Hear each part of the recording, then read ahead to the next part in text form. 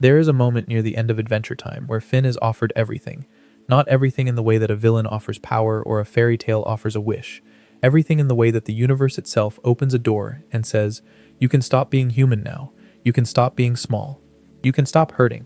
The Catalyst Comet, a cosmic entity older than the land of Oo, older than the Mushroom War, older than language itself, descends in the Season 6 finale and presents Finn with a choice that no other character in the show has ever been given.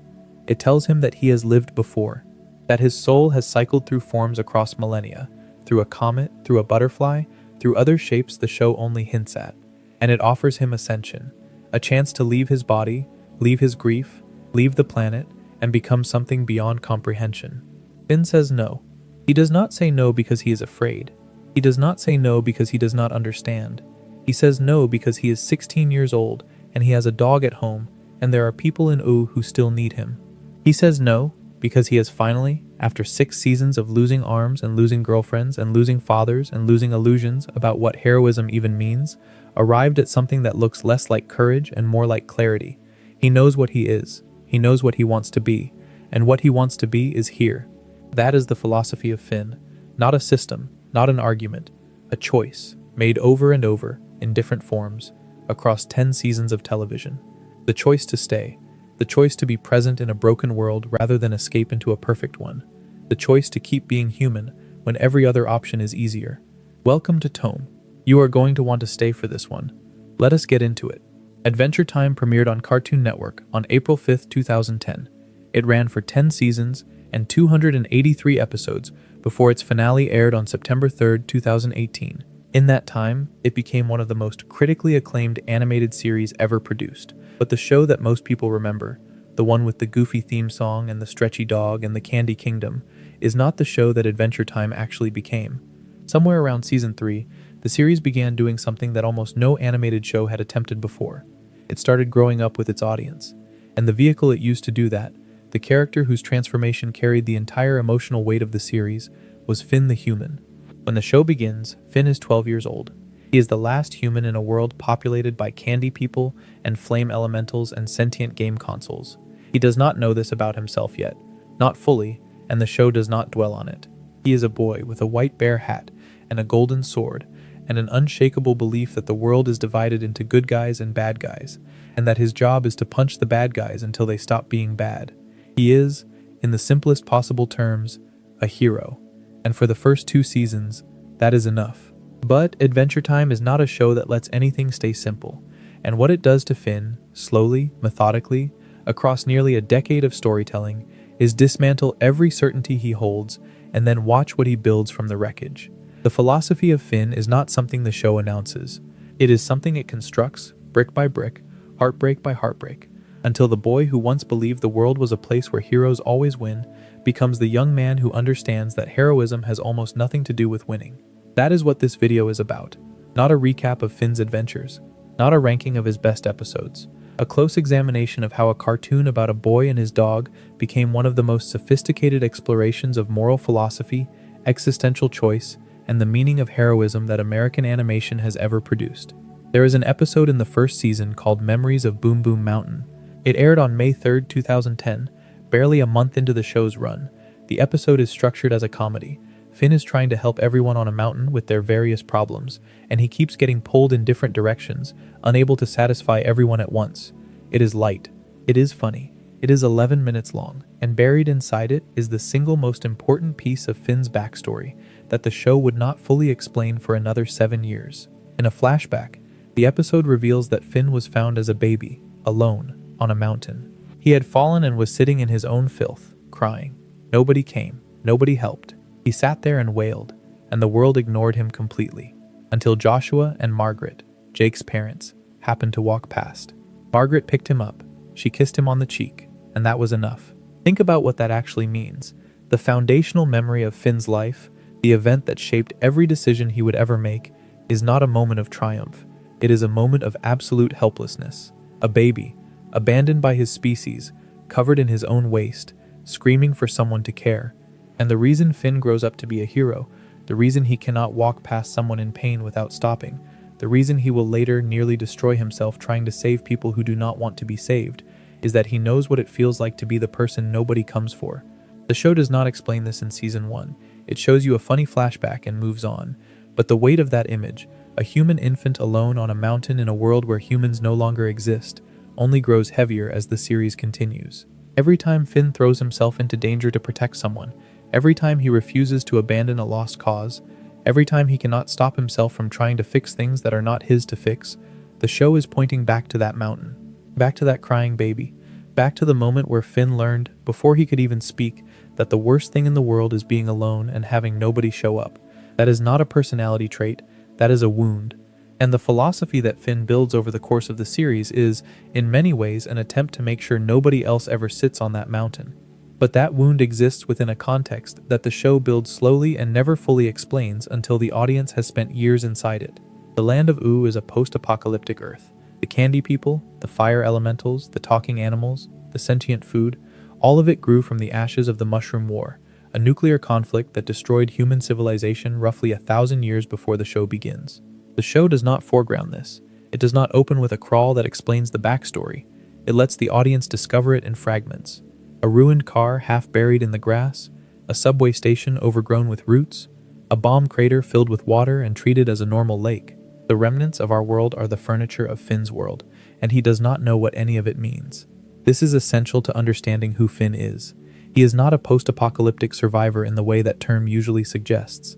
He does not remember what was lost. He was not there when it happened. He lives 1,000 years after the end, in a world that has built itself on top of the wreckage, and the wreckage is just landscape to him. He plays in the ruins of human civilization without knowing they are ruins. He walks through the graveyard of his species without knowing it is a graveyard. The show uses this distance to create something unusual. Most post-apocalyptic stories are about grief, about the loss of what was, about characters who remember the old world and mourn it. Finn cannot mourn what he never had. He does not miss human civilization because he never experienced human civilization. His relationship to the apocalypse is not grief, it is innocence, and that innocence is both his greatest strength and his deepest vulnerability. It is his strength because it allows him to engage with the world as it is, without the weight of what it was. Finn does not compare Ooo to the pre-war world. He does not wish things were different. He does not carry the burden of knowing that a better world once existed and was destroyed. He just lives. He treats candy people as people. He treats magical creatures as neighbors. He builds a life in the ruins without ever treating them as ruins, and that ability to accept the world on its own terms is the foundation of everything else about him.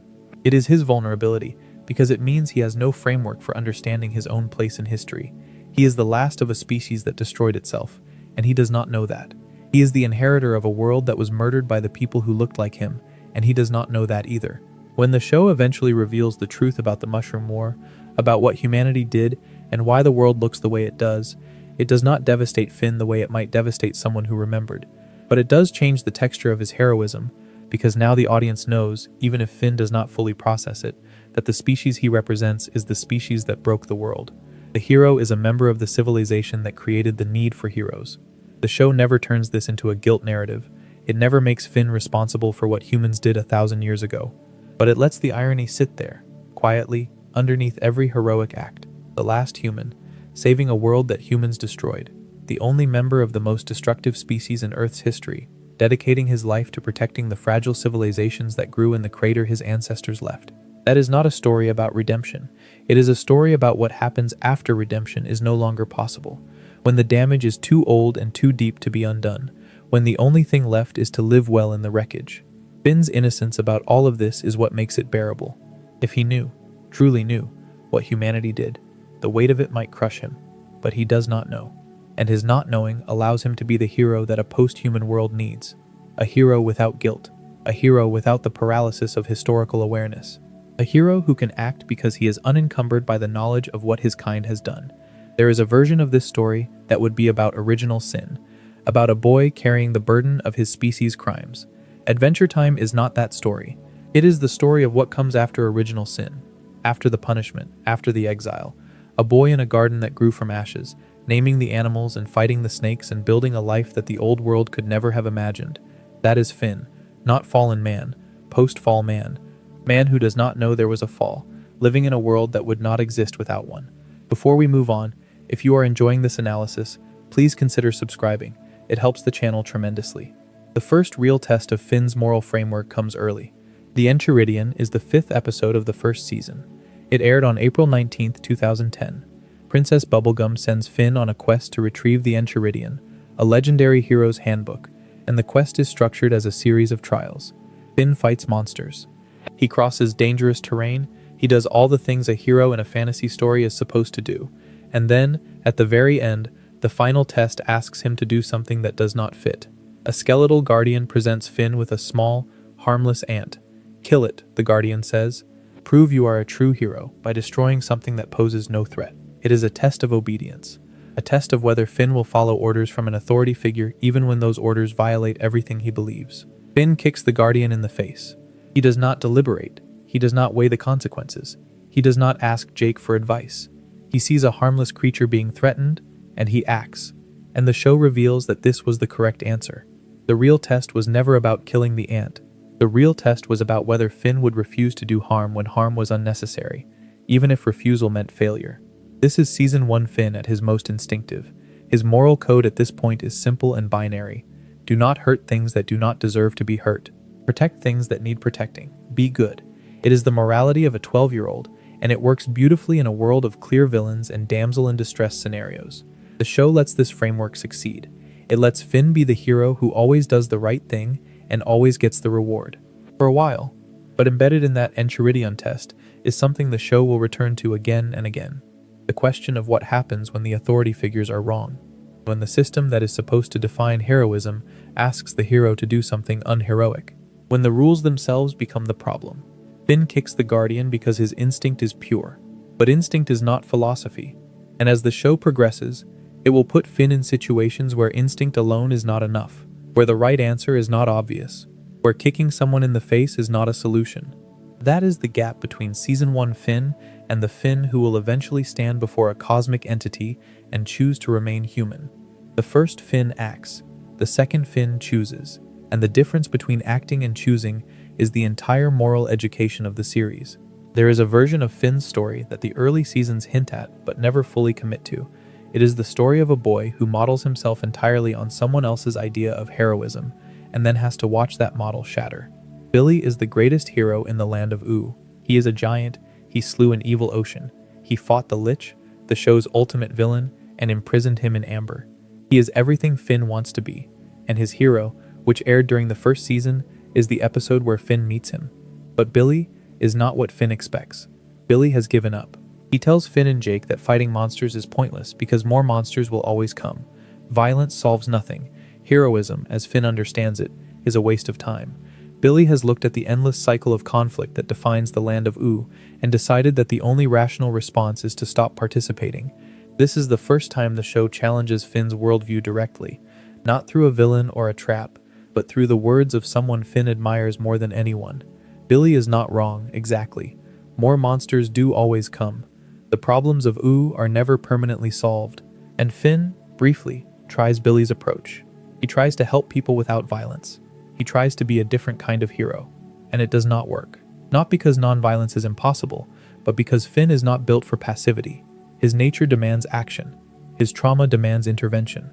He cannot watch someone struggle and do nothing, because doing nothing is what the world did to him on that mountain. By the end of the episode, Finn has gone back to fighting. He saves an old woman by punching a monster, and Billy, watching from a distance, smiles. He tells Finn that Finn is his hero now. The student has surpassed the teacher, not by learning a new technique, but by refusing to adopt the teacher's despair. This is a small moment in the first season, easy to overlook, but the show is establishing something critical. It is telling you that Finn's heroism is not a philosophy he inherited. It is a philosophy he chose. Billy offered him an alternative, a reasonable, defensible alternative backed by centuries of experience, and Finn rejected it, not because he was too young to understand it, because he understood it perfectly and decided it was not enough. That distinction matters enormously for what comes later. When Finn's worldview starts to crumble, when the show strips away his certainties one by one, the audience needs to know that what is being tested is not borrowed armor. It is something Finn built himself. And things you build yourself are harder to destroy and more painful to lose. Billy dies between seasons. The Lich, the ancient evil that Billy once defeated, possesses his body and uses it as a disguise. The greatest hero in Ubu becomes a puppet for the thing he spent his life fighting.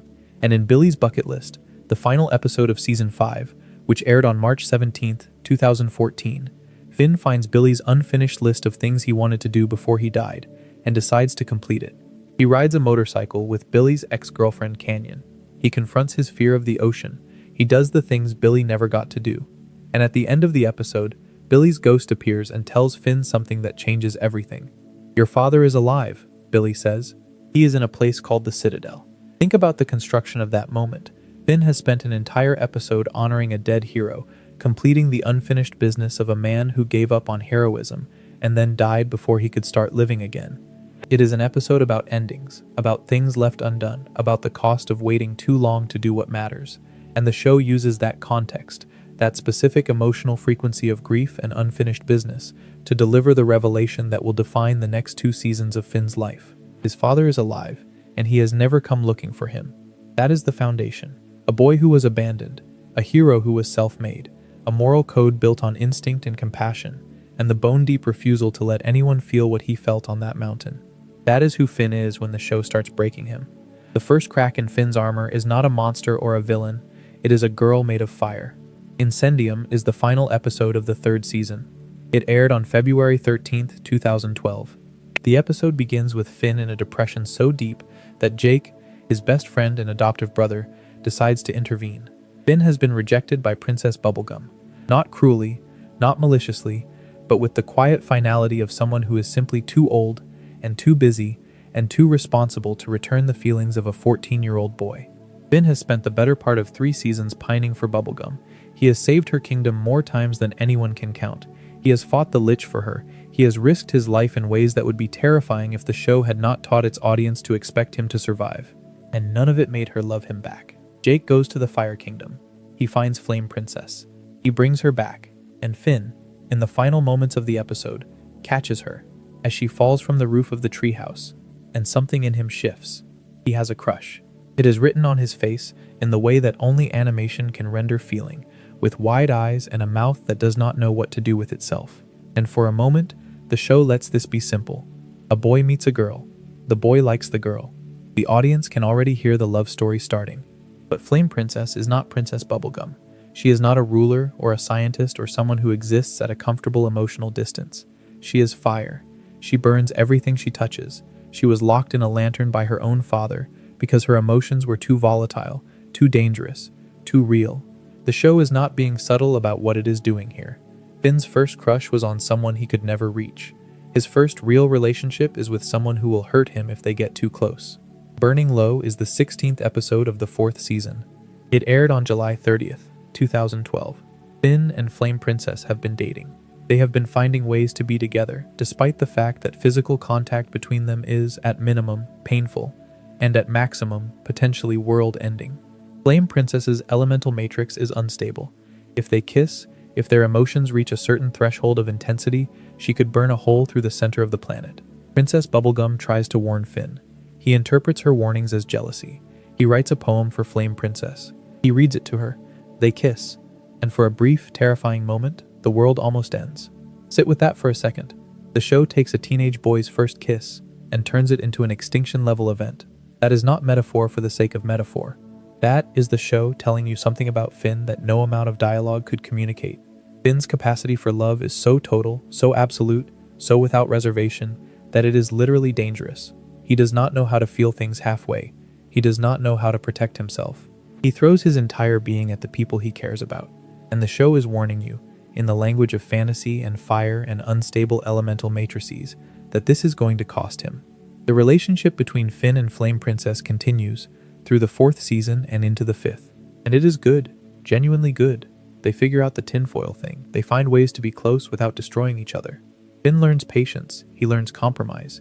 He learns that love is not the same as rescue, that being with someone is different from saving them. For a stretch of episodes, Finn is happy in a way the show has never allowed him to be before. And then he ruins it. Frost and Fire is the 30th episode of the 5th season. It aired on August 5th, 2013. The episode begins with Finn having a dream. In the dream, Flame Princess and Ice King are fighting, and the dream gives Finn a strange, intense pleasure that he does not fully understand. He wakes up wanting to see the dream through to its end. Jake tells him that the presence of the cosmic owl in the dream means it was prophetic, that he needs to finish it. So Finn does something terrible. He writes fake letters. He pretends to be Ice King writing to Flame Princess. He pretends to be Flame Princess writing to Ice King. He manipulates the two of them into fighting each other so that he can watch, so that he can feel that feeling again. This needs to be stated plainly. Finn, the hero of the show, the boy who kicked a guardian in the face rather than hurt an innocent ant, manipulates his girlfriend into a destructive battle so that he can experience a dream that gives him pleasure. He lies to her. He uses her. He treats her not as a person, but as a means to an end. And the end is not even something he can articulate. It is a feeling, a compulsion, something hormonal and half understood that lives beneath his conscious mind and drives him to do something he knows is wrong. Flame Princess discovers the truth. She breaks up with him, and she does it not with anger, but with something worse. Hurt. She trusted him. She let him in despite every reason she had to keep the world at a distance. And he betrayed that trust, because he could not control an impulse he did not understand. The show does not soften this. It does not give Finn an excuse. It does not reveal that the cosmic owl was manipulating him, or that the dream had a deeper meaning that justified his actions. Finn did a bad thing. He did it because he is a teenage boy with desires he cannot manage, and a habit of acting on instinct without thinking about consequences. The same instinct that made him kick the Guardian in the Enchiridion, the same impulse first, think later approach that made him an effective hero, has now made him a terrible boyfriend. That is the gap the show is pointing at. The thing that makes Finn heroic and the thing that makes Finn harmful are the same thing. His willingness to act without hesitation, to follow his gut, to do what feels right in the moment, is not a virtue when the moment involves another person's feelings. Heroism is not the same as relationship. Saving someone is not the same as loving them. And the skills that make you good at one can make you catastrophic at the other. After the breakup, Finn spirals. Too Old is the very next episode, the 31st of Season 5. Finn immediately rebounds toward Princess Bubblegum. He goes with her to Castle Lemongrab and spends the entire episode trying to impress her, trying to recapture something that was never really there. And by the end, even Finn recognizes what he is doing. He realizes that Bubblegum is, as the title says, too old for him. Not in years, necessarily, though she is centuries his senior, but in experience, in perspective, in the kind of life she leads. She is a ruler, he is a kid, and the distance between those two things is not something a crush can bridge. This is the first time in the series that Finn consciously lets go of something he wanted, not because it was taken from him, not because a villain destroyed it, because he looked at what he was reaching for and recognized that reaching for it was itself the problem. That is growth. Not the dramatic, sword in hand, save the kingdom kind, the quiet kind, the kind that happens in the space between what you want and what you admit to yourself about what you want. There is a follow-up to Frost and Fire that most analyses skip over because it is uncomfortable to talk about. The Red Throne is the 47th episode of the 5th season. It aired on February 10th, 2014. Flame Princess has moved on. She is the ruler of the Fire Kingdom now. A serious political figure grappling with real problems of governance and loyalty and the weight of a crown she never asked for. And Finn cannot accept it. He shows up to help when the Fire Kingdom is threatened by Flame King's escape. He arrives with his new grass sword, eager to prove himself, eager to show Flame Princess that he has changed, that he is worthy of another chance. And he is terrible. Not terrible in the sense of being a bad person, terrible in the sense of being a teenage boy who is so preoccupied with impressing his ex-girlfriend that he cannot do his job. He stumbles over himself. He gets in the way. He prioritizes looking good over being useful. And Cinnamon Bun, of all characters, Cinnamon Bun, the goofy, half-baked candy person who has been a running joke for 4 seasons, steps up. He fights with clarity and purpose. He declares himself Flame Princess's champion. He promises to stand by her side, not because he wants something from her, because he loves her. And his love is simple and steady, and does not ask her to be anything other than what she is. The episode ends with Finn standing alone, muttering to himself that he just got shown up by Cinnamon Bun. And the show does not laugh at this. It lets it sit, because the point is not that Finn is pathetic. The point is that Finn has confused love with possession. He thinks that caring about Flame Princess means he is entitled to be in her life, entitled to be the one who saves her, entitled to another chance. And the show is telling him, through the unlikely vehicle of a fully baked pastry man, that love which centers itself is not love at all. It is need wearing love's clothing. This is an extraordinarily harsh lesson for a children's show to deliver to its protagonist. Most animated series would have given Finn a redemption arc with Flame Princess. They would have let him earn her back through heroic effort. Adventure Time does not do that. It lets Flame Princess move on. It lets Cinnamon Bun be the better partner.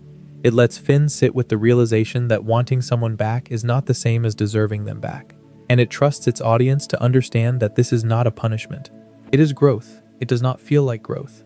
It feels like losing. But the show insists, quietly and firmly, that sometimes growth and losing are the same thing.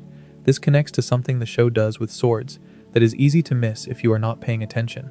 Finn's swords are never just weapons. They are extensions of his identity, physical manifestations of who he is at any given point in his development. His first sword, the golden sword he carries through the early seasons, is generic. It is the default sword of a default hero. It could belong to anyone, and that is the point. Early Finn is a generic hero. He has the right instincts but no specific identity. His sword reflects that. The Demon Blood Sword, which Finn inherits from Joshua in the episode Dad's Dungeon, is a family heirloom. It connects him to his adoptive father. It is made from the blood of a demon that Joshua defeated, and it carries the weight of that victory, of Joshua's competence, of the parental approval that Finn craves. When Finn carries the Demon Blood Sword, he is carrying his father's legacy. He is trying to be the hero that Joshua believed he could be. But in Playdate, the 40th episode of Season 5, Finn breaks the Demon Blood Sword. He snaps it over his knee to save hostages from the demon, whose blood made the blade. He sacrifices his father's weapon to do the right thing. He chooses the present over the past, other people's safety over his own inheritance. And the show treats this as growth, not loss. Finn is ready to stop carrying someone else's weapon. What replaces it is the Grass Sword. Blade of Grass is the 45th episode of the 5th season. It aired on January 20th, 2014. Finn buys the sword from a character called the Grassy Wizard, and it is immediately clear that something is wrong. The sword bonds itself to Finn's arm. It will not come off. Tree Trunks takes one look at it and says plainly that it is cursed. She is right, the grass sword is cursed. It will never leave Finn. It will grow and contract and wrap itself around his arm like a living thing, and it will stay with him through everything that follows, through the Citadel, through the loss of his arm, through the creation of Fern, through the finale. The grass sword is the most persistent object in Finn's entire story, and Finn accepts it. That is the key moment in Blade of Grass. When Finn stops fighting the curse, when he says, essentially, that he is cool with it, the sword responds. It becomes controllable. He can summon it and dismiss it. He can use it effectively. The curse does not go away, but his relationship to the curse changes. He stops seeing it as something imposed on him and starts seeing it as something that is part of him. The show is making a philosophical point that will take several more seasons to fully articulate. You cannot remove your curses. You cannot cut away the parts of yourself that are broken or unwanted or frightening, but you can change your relationship to them. You can stop fighting what you are and start working with it. Acceptance is not surrender. It is the beginning of agency. You and Finn, accepting the curse of the grass sword, is doing something that his 12-year-old self never could have managed. He is making peace with imperfection, his own and the world's. The dream Finn has in Blade of Grass foreshadows everything that will happen with the sword. In the dream, the grass covers his entire body, consuming him until his form falls away into nothing. That is exactly what happens at the Citadel. The sword that Finn accepted as part of himself literally takes his arm. The thing he made peace with is the thing that costs him the most. And the show does not frame this as a betrayal. The curse did not lie about what it was. Finn knew it was a curse when he accepted it. The acceptance was real, and the cost was real, and neither one cancels the other out. That is a vision of life that does not appear in most children's media. The idea that you can make the right choice, the mature choice, the philosophically sound choice, and still pay a terrible price for it. That acceptance is not a guarantee of safety. That making peace with who you are does not protect you from what you are. It just means that when the cost comes, and it always comes, you are not surprised by it. The breakup with Flame Princess does not just end a relationship. It begins an unraveling, and to understand how deep that unraveling goes, you need to understand what Dungeon Train is really about. Dungeon Train is the 36th episode of the 5th season. It aired on September 9th, 2013. The premise is simple. Finn and Jake discover a train that runs in an infinite loop. Every car is a dungeon. Every dungeon contains a monster to fight and loot to collect. There are no stakes, no consequences, no narrative. Just combat, reward, forever. An Ouroboros in the shape of an infinity symbol is painted on the outside of every car. Finn becomes obsessed. He fights through car after car, collecting weapons and armor, refusing to stop. Jake watches with growing concern. He tries to get Finn to eat, to rest, to leave the train. Finn refuses. When Jake gently asks if this has anything to do with his breakup, Finn deflects. He does not want to talk about Flame Princess. He does not want to process what happened. He wants to fight things. He wants the simple, binary satisfaction of a problem that can be solved by hitting it. The show is drawing a direct line between Finn's emotional pain and his retreat into the simplest possible version of heroism. The dungeon train is not a place. It is a coping mechanism. It is Finn's answer to a kind of suffering he does not have the tools to address. He knows how to fight monsters. He does not know how to sit with the fact that he hurt someone he loved, so he finds a place where fighting monsters is the only thing that exists, and he tries to stay there forever. Jake, to his enormous credit, does not force the issue. He does not deliver a speech about feelings. He does not make Finn confront his pain. He just stays. He sits in the train with Finn, car after car, and waits. And eventually Finn looks over and sees Jake, loyal and patient and bored out of his mind, and realizes what he is doing. He is not adventuring. He is hiding, and he is dragging his best friend into the hiding place with him. Finn agrees to leave the train, not permanently. He says he will come back sometimes, but he will not live there. He will not let the loop replace his life. And that compromise, that willingness to step out of the cycle even though the cycle feels safe, is another piece of the philosophy taking shape. The dungeon train offers Finn exactly what Billy warned him about in Season 1. An endless fight that goes nowhere. Monsters that always come back. Violence that solves nothing. And Finn, who rejected Billy's despair when he was 12, now has to reject the same despair at 15, wearing a different disguise. The difference is that this time, he almost did not reject it. This time, the pull was real. This time, Finn felt the appeal of giving up, of retreating into a loop where nothing changes, and nothing hurts, and nothing matters. And the only thing that pulled him out was not his moral code or his heroic instinct. It was Jake. It was love. It was the simple fact that someone was sitting next to him and he did not want to waste that person's time.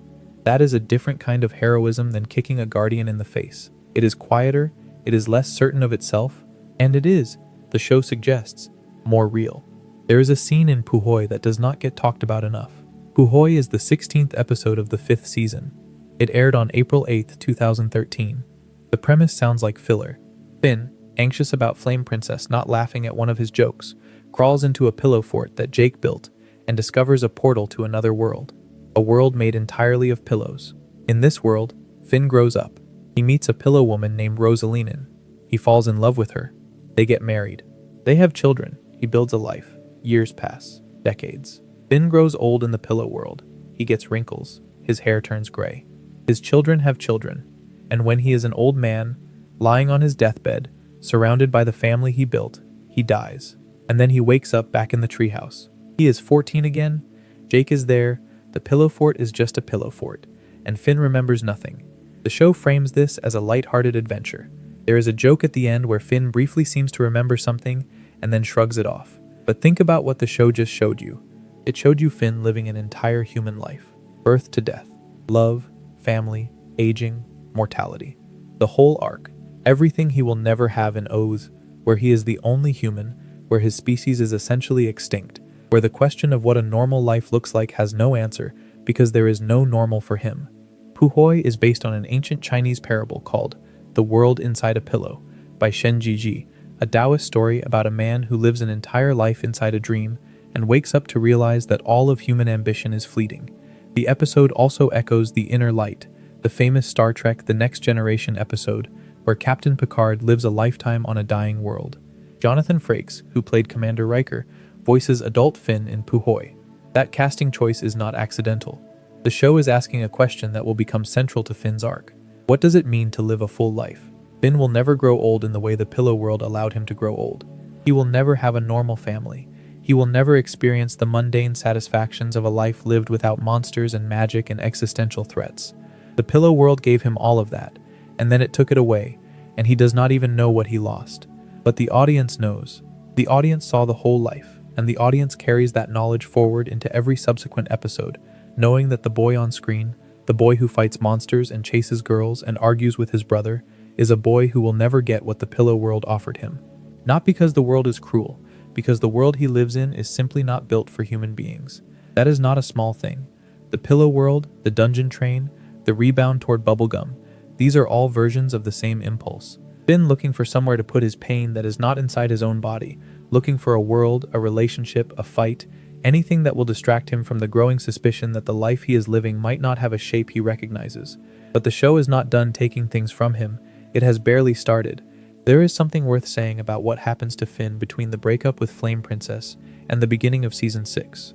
It is not a single event. It is a drift, a slow, barely visible shift in the way Finn carries himself, the way he talks, the way he approaches problems.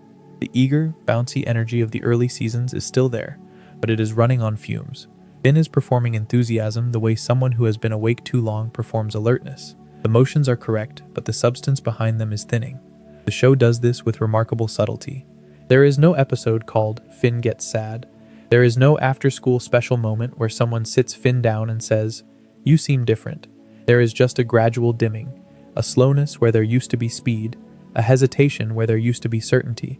And if you are watching the show week to week, as it aired, you might not notice it happening. But if you watch seasons 4 and 5 back to back, the difference is visible in the way Finn's voice actor, Jeremy Shada, delivers his lines. The pitch drops, the confidence wavers. The boy who used to yell mathematical at every opportunity says it less. And when he does say it, it sounds like a memory rather than a feeling. Jeremy Shada was growing up alongside his character. He was 13 when the show premiered and 21 by the time of the finale. His voice changed, his delivery matured, and the production team, to their enormous credit, did not fight this. They did not try to keep Finn's voice young or artificially bright. They let Shada's natural maturation become Finn's maturation. The character grew up because the actor grew up, and the alignment between those two processes gave Finn's arc a texture that scripted character development alone could never achieve. This is one of the hidden advantages of animated series that run for years with child voice actors. The voice becomes a record of growth. Every crack, every deepening, every moment where the old pitch breaks through the new register carries emotional information that no writer could have planned. When Finn says something in Season 8 that he said in Season 2 and the voice sounds completely different, the audience hears time passing. They hear the distance between who Finn was and who Finn has become. And that distance, encoded in the sound of a real human voice changing, is more powerful than any dialogue could be. The show also changes its color palette around Finn during this period. The early seasons are saturated, bright greens and blues and pinks. The world is a candy-colored playground, but as Finn's emotional state darkens, the show allows more muted tones, more night episodes, more scenes set in places that are dim or enclosed or gray. The treehouse, which used to feel like a palace of wonder, starts to feel like a room where a teenager sits alone. The animation does not announce these shifts, it embeds them. It trusts the audience to feel the difference without being told. These production choices are part of why Finn's arc lands the way it does. The philosophy is not just in the script. It is in the voice and the color and the pacing and the music and the 1,000 small decisions that a team of artists made across nearly a decade. Finn's journey is not a written argument. It is a felt experience. And the feeling, the specific quality of watching a cartoon boy grow up in real time, voiced by a real boy growing up in real time, rendered in colors that shift with his mood, is something that no other medium could replicate. Season 6 of Adventure Time begins with 2 episodes that change the show permanently. Wake Up and Escape from the Citadel aired together on April 21st, 2014. They are the most important episodes of Finn's entire arc, and they are, by any measure, devastating. The setup is deceptively simple. Billy's ghost told Finn that his father is alive and imprisoned in a place called the Citadel. Finn wants to go there. The problem is that the Citadel is a cosmic prison, and the only way to gain access is to commit a cosmic crime. Prismo, the wish-granting entity who lives in the time room, helps Finn and Jake devise a plan. To commit the crime, they need to wake a certain sleeping old man. What they do not realize is that this old man is Prismo's physical body. The being they know as Prismo is just a dream projected by this sleeping figure. Waking him means killing Prismo. The Lich, Adventure Time's embodiment of extinction, springs the trap before anyone is ready. He wakes the old man. Prismo dies. The cosmic crime is committed. And as the Lich is transported to the Citadel as a prisoner, Finn and Jake grab hold and ride along. Think about the chain of events the show has constructed. Finn is looking for his father. The search for his father leads to the death of a friend. The death of that friend leads to the release of the show's most dangerous villain. And all of it happens because a 14-year-old boy wanted to know why he was abandoned. The show is telling you in the clearest possible terms that the quest for answers is not free. that the need to understand your own origin can set off consequences you never imagined, that sometimes the healthiest thing would be to let the question go, and that Finn is constitutionally incapable of doing that. They arrive at the Citadel. Finn finds Martin Mertens, his father, a man encased in crystal alongside the worst criminals in the multiverse. And the moment Finn has been building toward for an entire season, the moment he has been imagining since Billy's ghost said those words, arrives. Martin does not recognize him. Or if he does not care. Martin is a con man, a charmer, a survivor in the worst possible sense of the word. He looks at Finn, this boy who crossed dimensions and committed a cosmic crime and lost a friend just to find him, and his first instinct is to figure out how to use the situation to escape. Not to embrace his son, not to explain, not to apologize, to escape. The Citadel begins to collapse. The Lich is loose. The Guardians, massive entities that maintain the prison, are bleeding a regenerative substance. Martin sees his chance. He grabs a piece of the Citadel and uses the Guardian's blood to create a vessel, and he starts to leave. Just leaves, with his son standing right there, calling after him. Finn does what Finn always does. He holds on. He grabs the edge of Martin's escaping vessel, and he holds on with everything he has. His grass sword, the cursed blade that has been bonded to his arm since Blade of Grass, in Season 5, activates. It wraps around his arm, trying to give him the strength to pull Martin back. But the force is too great. The sword tightens. The arm tears. Finn's right arm is ripped from his body. The show holds on this moment. It does not cut away. It does not soften the image. Finn, 15 years old, stands on a crumbling cosmic prison, watching his father fly away, holding the stump where his arm used to be. And from that stump, where the grass sword fragments remain, a small flower begins to grow. This needs to be stated plainly. Finn went looking for his father. His father did not want to be found. Finn tried to hold on. His father kept going. And the act of trying to hold on to someone who did not want to stay cost Finn a part of his body. That is not metaphor. That is the show taking one of the most common experiences of childhood, the experience of reaching for a parent who is not there, and making it as literal as storytelling allows. Finn reached for his father. His father pulled away, and something broke. The episodes that follow are some of the most quietly brutal television ever aimed at a young audience. The Tower is the 4th episode of Season 6. It aired on May 5, 2014. Finn is not coping. His missing arm has been replaced by a phantom limb, a telekinetic prosthesis generated by his rage and grief. This ghost arm can move objects. It can build things. It has power that his real arm never had, and Finn uses it to build a tower, straight up, into space, because he has decided that he is going to find Martin and tear off his arm to replace his own. That is the behavior of a child processing abandonment in the only language he knows. Violence, action, reciprocity. You took something from me, so I will take something from you. It is the moral framework of a 12-year-old applied to a wound that requires the emotional vocabulary of an adult. And Finn does not have that vocabulary yet. He does not know how to grieve. He does not know how to be angry without being destructive. He does not know how to sit with the simple, unbearable fact that his father does not love him. Princess Bubblegum intervenes. She disguises herself as Martin at the top of the tower.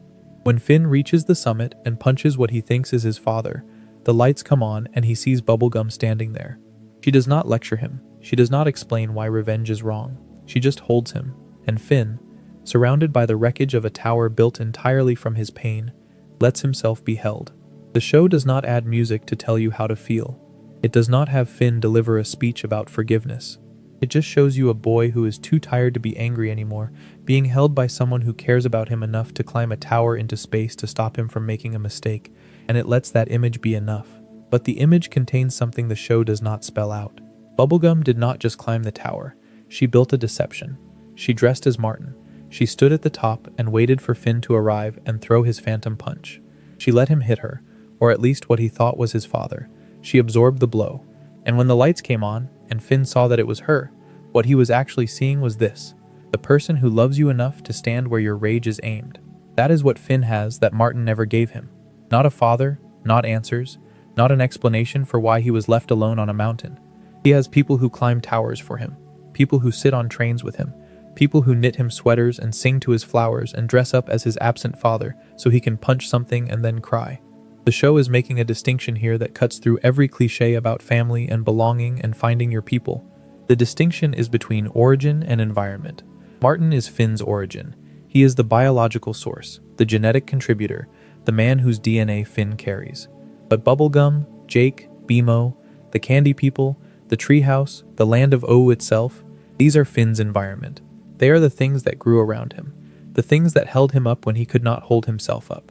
And the show says, firmly, across 10 seasons, that environment is more real than origin, that the family you build is more you than the family you came from. This is not a new idea.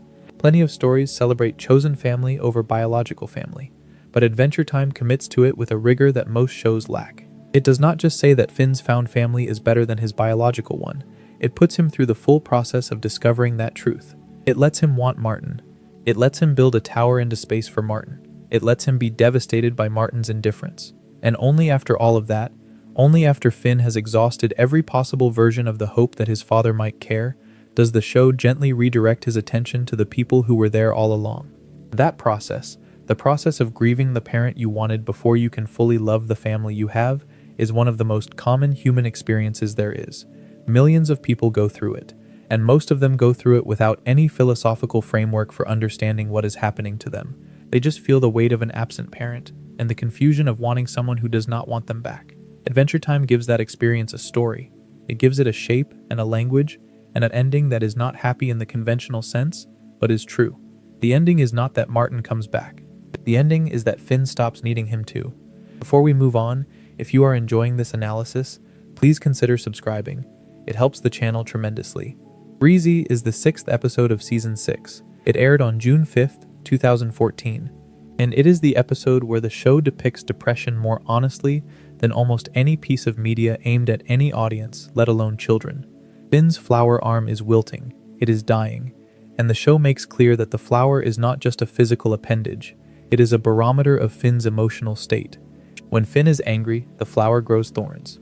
When Finn is grieving, the flower droops. And now, in the aftermath of losing his arm and losing his father and losing any hope that the world makes the kind of sense he used to believe it made, the flower is dying. Finn decides to get back into the dating game. Not because he wants to, because he thinks he should. A bee named Breezy becomes his wingman, and Finn begins kissing princesses, one after another.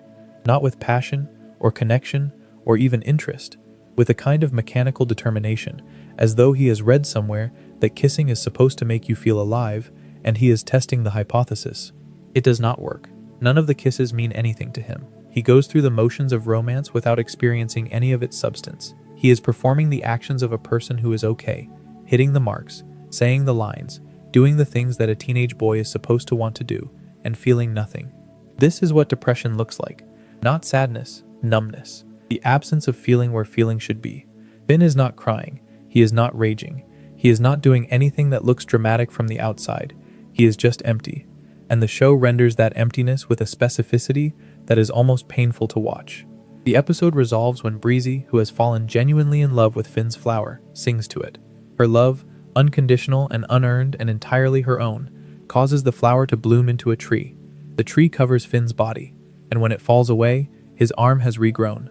The mechanism is almost absurdly magical. A bee's love song regrew a boy's arm. But think about what the show is actually saying. Finn's arm was lost through abandonment, through reaching for someone who did not reach back, and it is restored through the opposite, through being reached for, through someone choosing to love the broken part of him without being asked, without conditions, without expecting anything in return. Finn did not earn his arm back. He did not fight for it. He did not learn a lesson that unlocked it. Someone loved him, and that was enough. The show is not being naive about this. It is making a specific philosophical claim. The damage that comes from being unloved cannot be undone by self-improvement or heroic effort or the correct sequence of personal growth milestones. It can only be undone by love, and love, the show insists, is not something you can manufacture or control or deserve. It arrives or it does not. And when it does, it can heal things that nothing else can reach. But notice what the show does next. It does not fix Finn. His arm grows back, but his depression does not vanish. His father is still gone. His understanding of the world is still fractured. The arm's return is not a reset button. It is a reprieve, a moment of grace in the middle of a season that offers very few of them. And the show makes sure you understand the difference.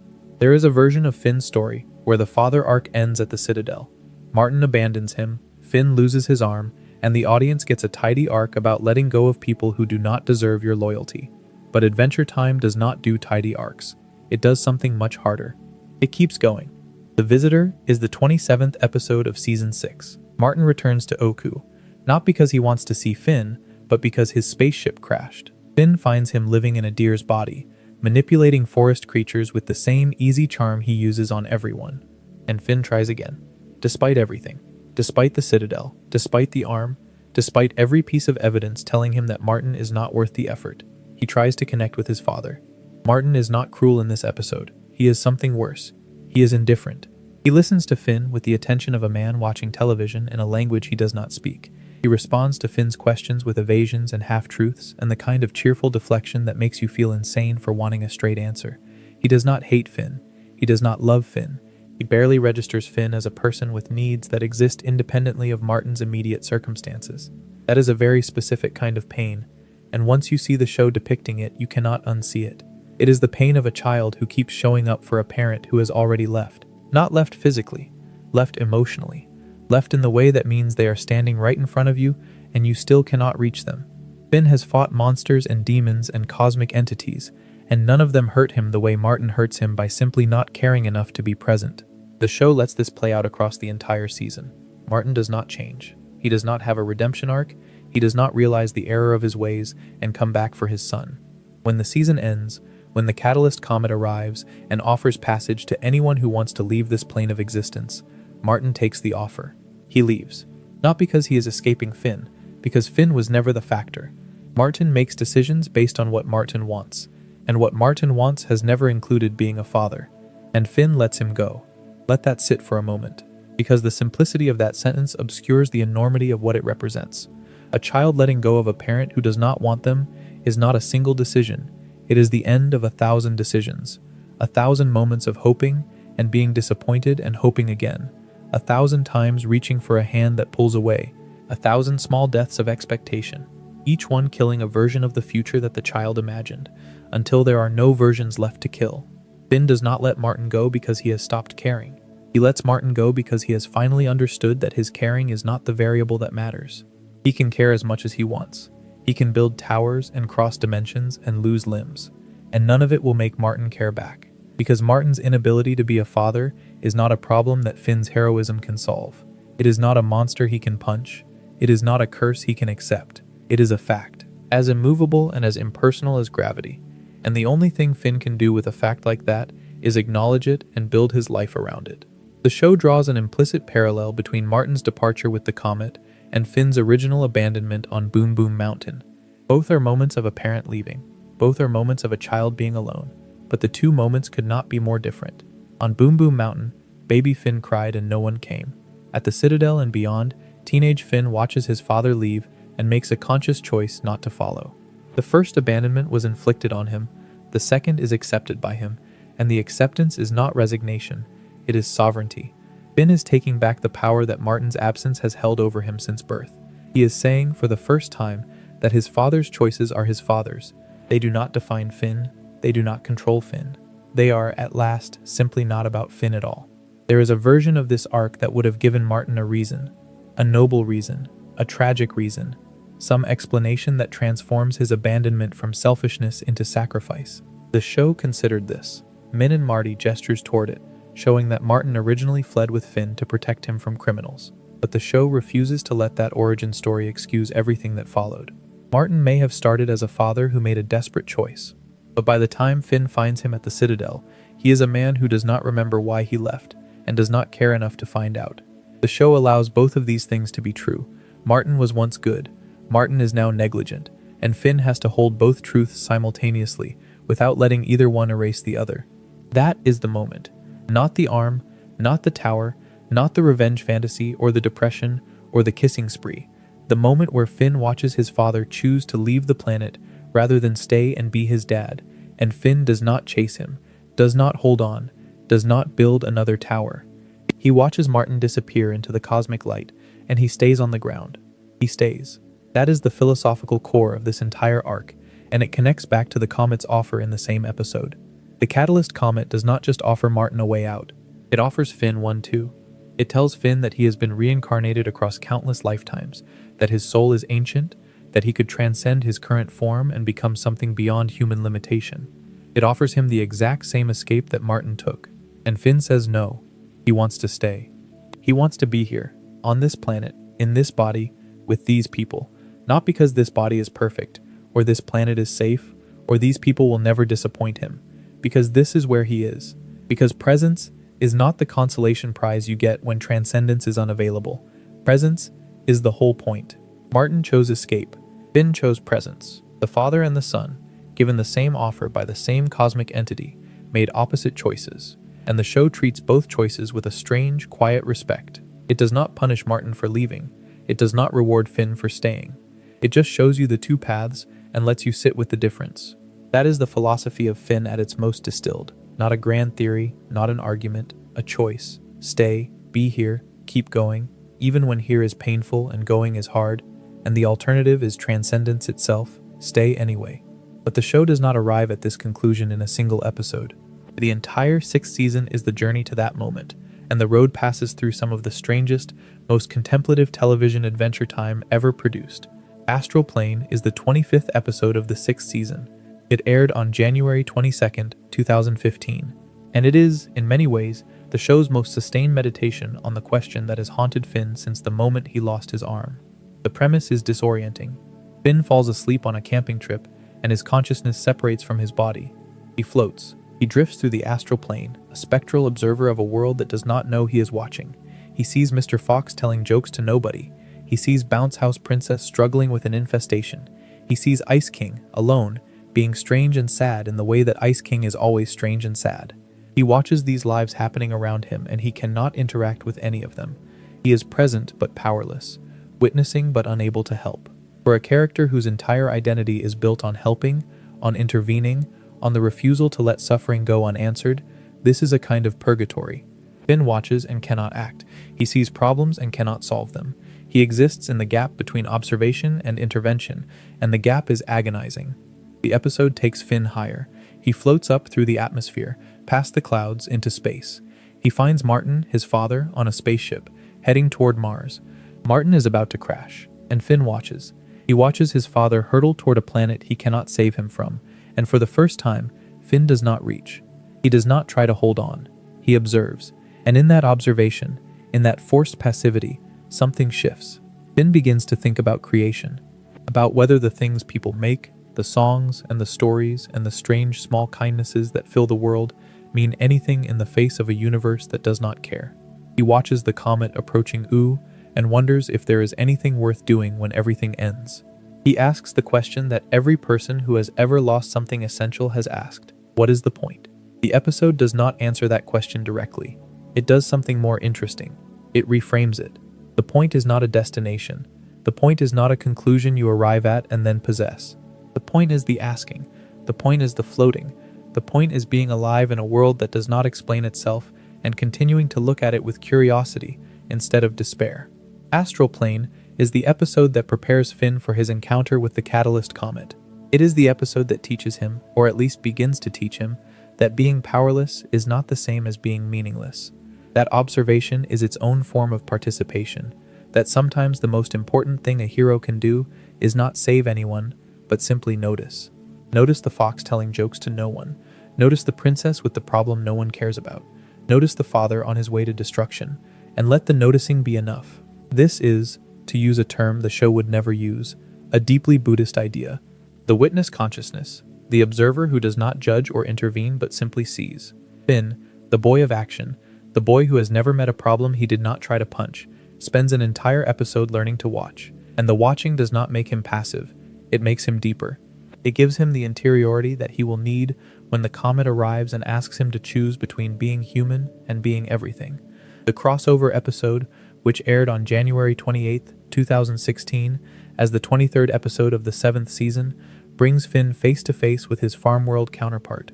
Ice Finn, the version of himself who put on the crown and was consumed by it, has been freezing humans in his dimension, trapping them in ice the way Simon once froze the bomb.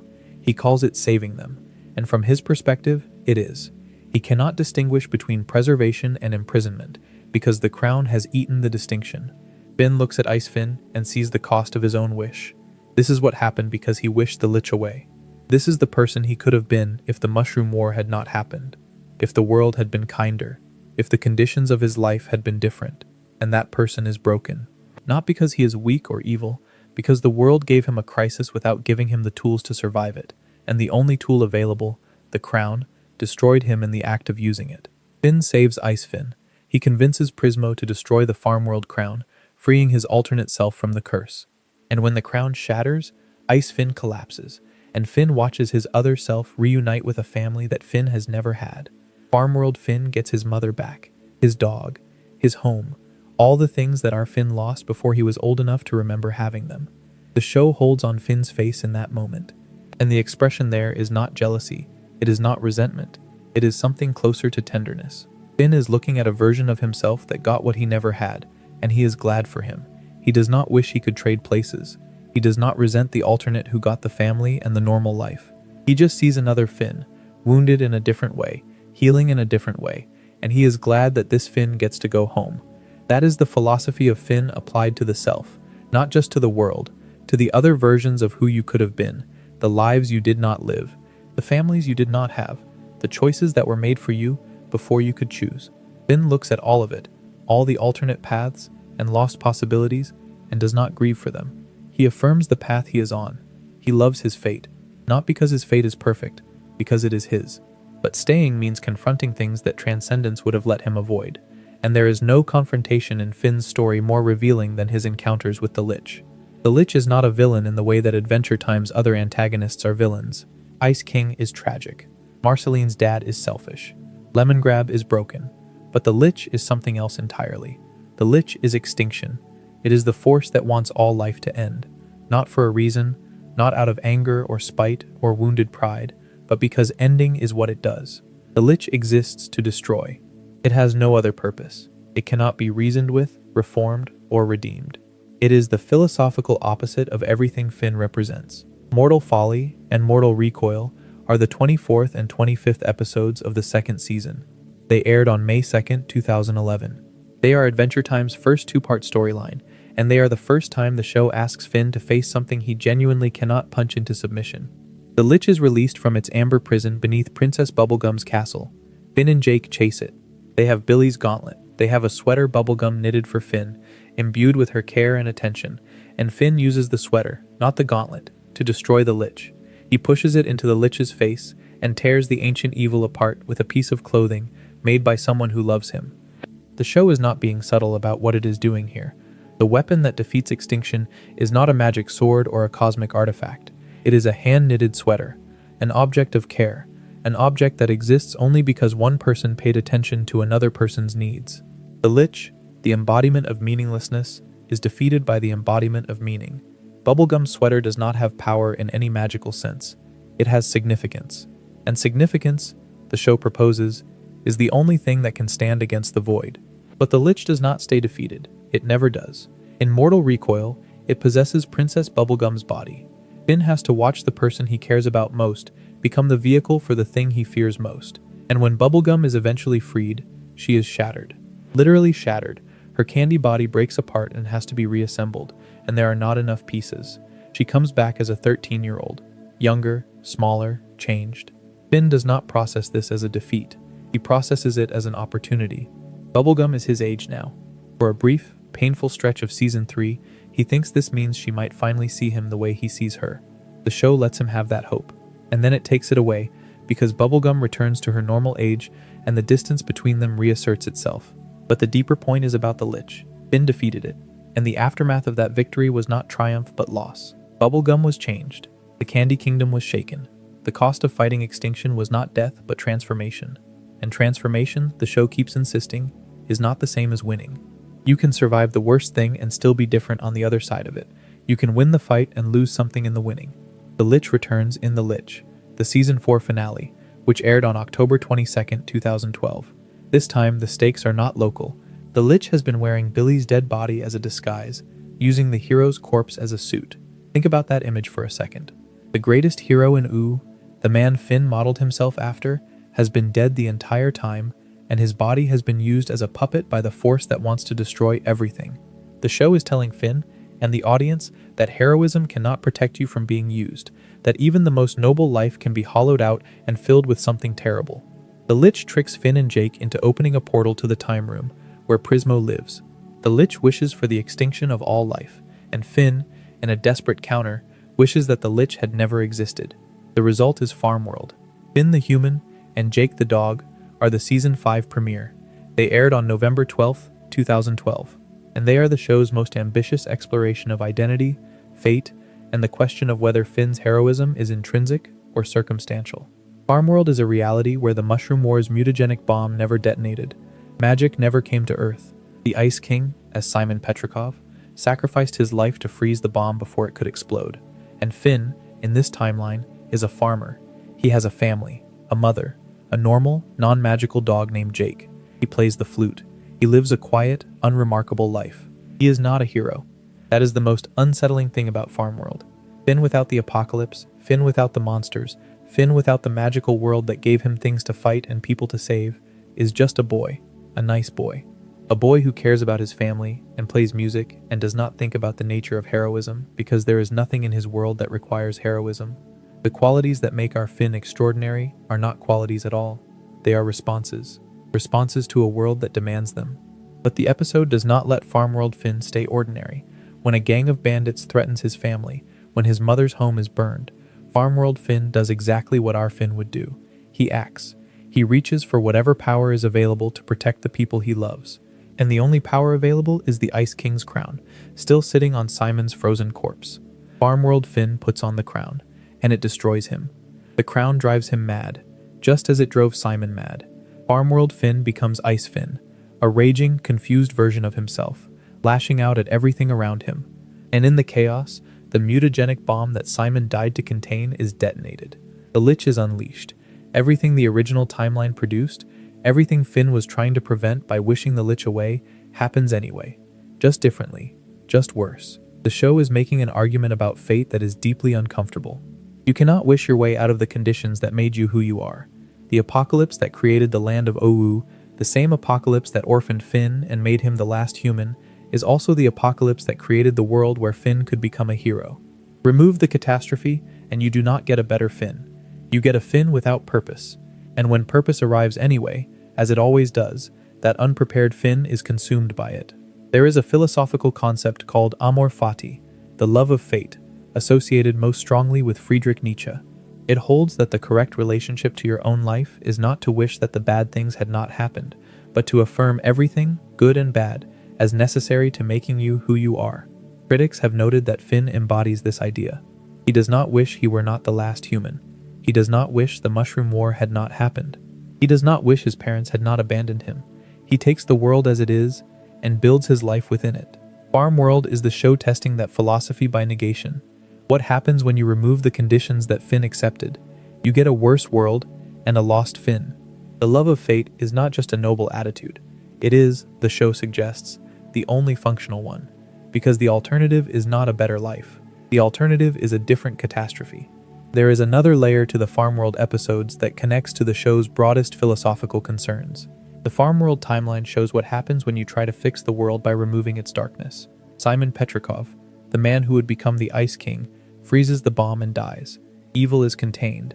The apocalypse is prevented, and the result is not paradise, it is stagnation. A world without magic. A world where Finn is a farmer instead of a hero. A world where the potential for greatness has been traded for the certainty of safety. The show is not saying that nuclear war is good. It is not endorsing apocalypse. It is making a subtler point.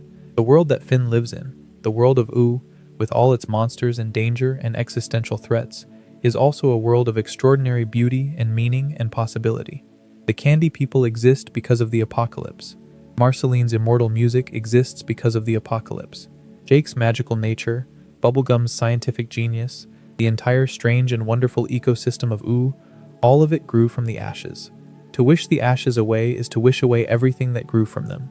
This is not a comfortable thought. It is the thought that sits at the center of every mature philosophy of suffering, that pain and beauty are not opposites, that they are often the same event, viewed from different angles, that the worst thing that ever happened can be the soil from which the best things grow. Finn does not articulate this. He lives it. He lives in a world that was born from catastrophe, and he fills that world with heroism and love and the stubborn, daily refusal to let the darkness of its origin determine the quality of its present. That is not optimism. Optimism believes things will get better. Finn's philosophy does not make predictions, it makes choices, and the choice it makes, every day, in every episode, is to be present in a world that does not promise to get better, and to love it in its current state. Not because the current state is good, because love does not require its object to be good. Love requires only that its object be real, and the world of Ooh, broken and strange and born from fire, is undeniably real.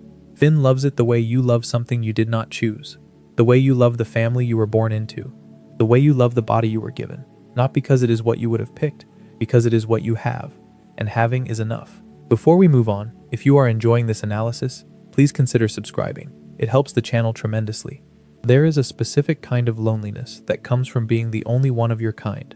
Not the loneliness of being unpopular or misunderstood, the loneliness of looking at every face around you and knowing that none of them share your biology, your history, your mortality. Finn is the last human in Ooh. He lives among candy people who can be reassembled when they break, vampires who live forever, elementals who embody the forces of nature itself. He is the only person in his world who will age in the way humans age, who will die in the way humans die, who experiences consciousness through a body that is fragile and temporary and irreplaceable. The show addresses this loneliness obliquely for most of its run. Finn does not talk about it. He does not brood on it. He has Jake, who is family in every way that matters. He has Bubblegum and Marceline and Bimo, and a kingdom full of people who care about him. But the absence of other humans is always there, like a frequency just below the range of hearing. It shapes everything without being mentioned. Susan Strong is the first crack in this silence. She appears in Season 2, a large, powerful woman wearing a hat that covers her ears. She might be human, she might not.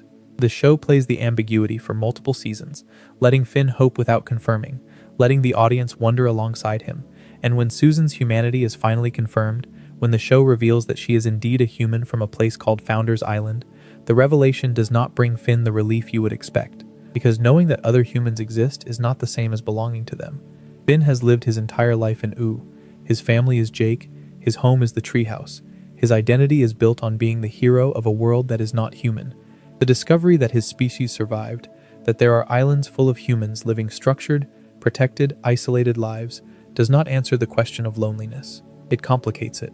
The Islands miniseries aired from January 30th to February 2nd, 2017, as part of the 8th season. 8 episodes. Finn, Jake, Bimo, and Susan Strong sail across the ocean to find the human islands. And what they find there is not a homeland, it is a mirror. The humans on Founders Island live under the protection of Minerva Campbell, Finn's mother. She is alive, or at least, a version of her is. Minerva has uploaded her consciousness into a digital network that controls an army of robot helpers. She protects the human population from every conceivable threat. She monitors their health, their movements, their choices. She has created a world where humans are perfectly safe and utterly controlled. The episode Min and Marty, the 25th episode of Season 8, finally tells the story of Finn's parents. Minerva was a helper, a kind of doctor-social worker hybrid. Martin was a charming drifter who made her laugh. They fell in love. They had a baby. And then Martin's past caught up with them. Criminals he had conned came to their home. Martin fled with baby Finn, trying to protect him, and made it to a raft, but a storm separated them. The island's guardian, a massive underwater defense system, attacked the raft. Martin escaped. Finn did not. The baby drifted alone across the ocean until he washed up on the shores of Ooh, where Joshua and Margaret found him on Boom Boom Mountain. Think about what the show just did. It took the foundational mystery of Finn's life, why was he abandoned, and gave it an answer that is neither satisfying nor unsatisfying. Martin did not abandon Finn because he was a bad person. He abandoned Finn because he was a frightened person in an impossible situation who made a choice that saved himself and lost his son. He was going to come back, he promised. And then the ocean happened, and the Guardian happened, and 1,000 years of cosmic imprisonment happened, and by the time Finn found him at the Citadel, Martin was no longer the man who had made that promise. The show does not ask you to forgive Martin. It does not ask you to condemn him. It asks you to understand that abandonment is rarely a single decision made by a single villain. It is usually a chain of events, each one small and survivable, that adds up to an absence that feels permanent. Martin did not choose to leave Finn. He chose to run from criminals. He chose to get on a raft. He chose to keep swimming when the raft broke. Each choice was local and immediate and understandable. And the sum of those choices was a boy growing up without a father. Finn meets Minerva, and the meeting is not what he imagined. Minerva is no longer fully human. She is a consciousness distributed across a network of machines. She cannot hold her son. She cannot leave the island. She has spent years protecting humans by controlling them, and she wants Finn to stay, to be safe, to submit to her protection the way all the other humans have. Finn refuses, not because he does not love her, because he cannot be what she needs him to be. He is not an island human. He is an ooh human. He grew up fighting monsters, not hiding from them. His mother's love is real, but her vision of safety is a cage, and Finn has spent his entire life breaking out of cages. The resolution comes when Finn shares his memories with Minerva. He shows her the life he has lived, the people he has helped, the world he has built for himself in Owu. And Minerva sees, through her son's eyes, that the world outside the islands is not just danger, it is meaning, it is purpose, it is the thing she was trying to protect him from, being the very thing that made him who he is. Minerva lets him go. She does not leave with him. She cannot, but she lets him go, and the farewell between them, conducted through a virtual reality headset because Minerva no longer has a body that can embrace her son, is one of the most quietly devastating moments the show ever produced. They hug in the digital realm, a mother and a son who found each other too late and in the wrong form, holding each other in a space that does not physically exist, knowing that this might be the only embrace they ever share. The show does not underline this. It does not have Finn cry or deliver a monologue about loss. It shows the hug. It holds on the hug, and then it lets Finn sail away. There is a version of the island's arc that would have been about reunion, about Finn finding his mother and being healed by the discovery, about the orphan finding his family and being made whole. The show refuses this version completely. Finn finds his mother. He loves her, and he leaves. Because home is not where you came from. Home is where you built your life. Home is Jake and Bimo and the treehouse and the land of Ou. Home is the place where people have been showing up for you, day after day, year after year, without being asked and without expecting anything in return. Finn sails back to Ou knowing something he did not know before. He knows where he came from. He knows why he was left. He knows that his mother loved him and that his father once loved him too, in his own broken, insufficient way. And he knows that none of that changes who he is now. The island's arc is the show's final word on the question of origins, and its answer is this: knowing where you came from does not tell you who you are, it tells you who you were. And the distance between those two things is the distance Finn has traveled across 8 seasons of television. He was an abandoned baby. He is a hero. The first thing did not cause the second thing. The second thing grew in spite of the first, and that distinction between because of and in spite of is the beating heart of Finn's philosophy. But there is one more thing the show does to Finn before it lets him rest, and it might be the cruelest, most necessary, most philosophically rich thing the series ever attempted. It makes him fight himself. Fern is not a villain. That is the first thing you need to understand about him, and the thing that makes his arc so devastating. Fern is Finn. Or rather, Fern is what happens when you take everything that makes Finn who he is, his memories, his feelings, his sense of right and wrong, and put it in a body that cannot sustain it. The Finn sword was created earlier in the series when a version of Finn became trapped inside a blade. It was Finn's weapon for a stretch of the later seasons, a sword that contained a miniature, conscious version of its wielder. And in I Am a Sword, the 5th episode of Season 8, which aired on April 23, 2016, the sword is cracked during a fight with Bandit Princess. The damage allows the grass sword, the cursed blade that has been entwined with Finn's story since Season 5, to interact with the trapped Finn inside the weapon. A grass demon, the original curse that animated the sword, merges with the miniature Finn. It wraps him in a cocoon of grass and creates something new. Something that looks like Finn, talks like Finn, has all of Finn's memories up to the point of the sword's creation, but is made of plant matter and held together by a parasitic curse. 2 Swords and Do No Harm aired on January 23, 2017. In 2 Swords, this new being emerges. It believes it is Finn. It walks into the treehouse, puts on Finn's hat, picks up Finn's things. It does not understand why there is another Finn sitting there, looking at it with confusion and alarm, because from its perspective, it is the real one. It has the memories. It has the feelings. It has the moral compass that Finn spent years building. The only thing it does not have is the body. The show names him Fern. Fern is Finn's shadow in the Jungian sense. He is every version of Finn that Finn has outgrown, made flesh, and given agency. He is the impulsive boy who punches first and thinks later. He is the insecure teenager who cannot control his emotions. He is the version of Finn that the show spent seasons carefully moving past, suddenly standing in front of the current Finn and demanding to be acknowledged. And Finn does not reject him. That matters enormously. When Fern appears, Finn does not fight him. He does not try to destroy him. He tries to befriend him. He tries to make space for this other version of himself, to integrate it into his life rather than suppress it. He gives Fern a name. He lets Fern stay in the treehouse. He treats Fern as a brother, but Fern cannot handle what he is. He has Finn's memories, but not Finn's growth. He remembers being the hero, but he cannot be the hero because his body betrays him. The grass takes over at the worst moments. His form destabilizes. He fails at tasks that Finn would succeed at, not because he lacks the will, but because his physical existence is a compromise between a human soul and a plant curse, and the compromise keeps breaking down. There is a specific kind of cruelty in being a copy that cannot match the original, not because the copy is inferior in character or desire or effort, because the copy was made from broken materials. Fern wants to be Finn more than anything, and wanting it is the very thing that makes it impossible. Every time he reaches for Finn's life, the grass pulls him back.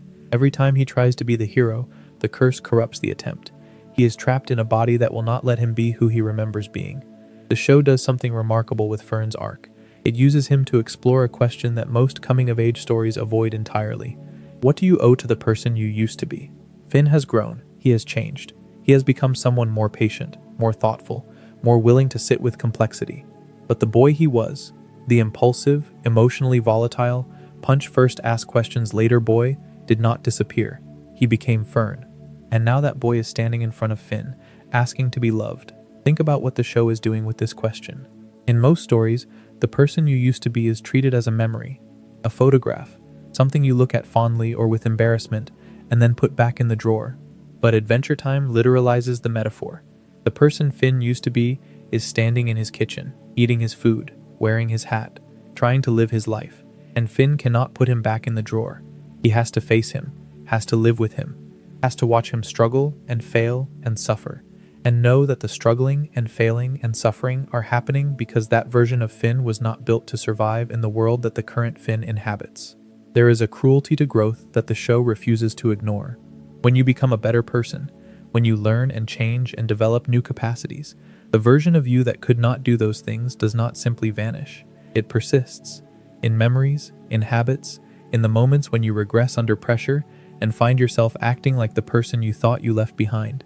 Fern is that regression given a body.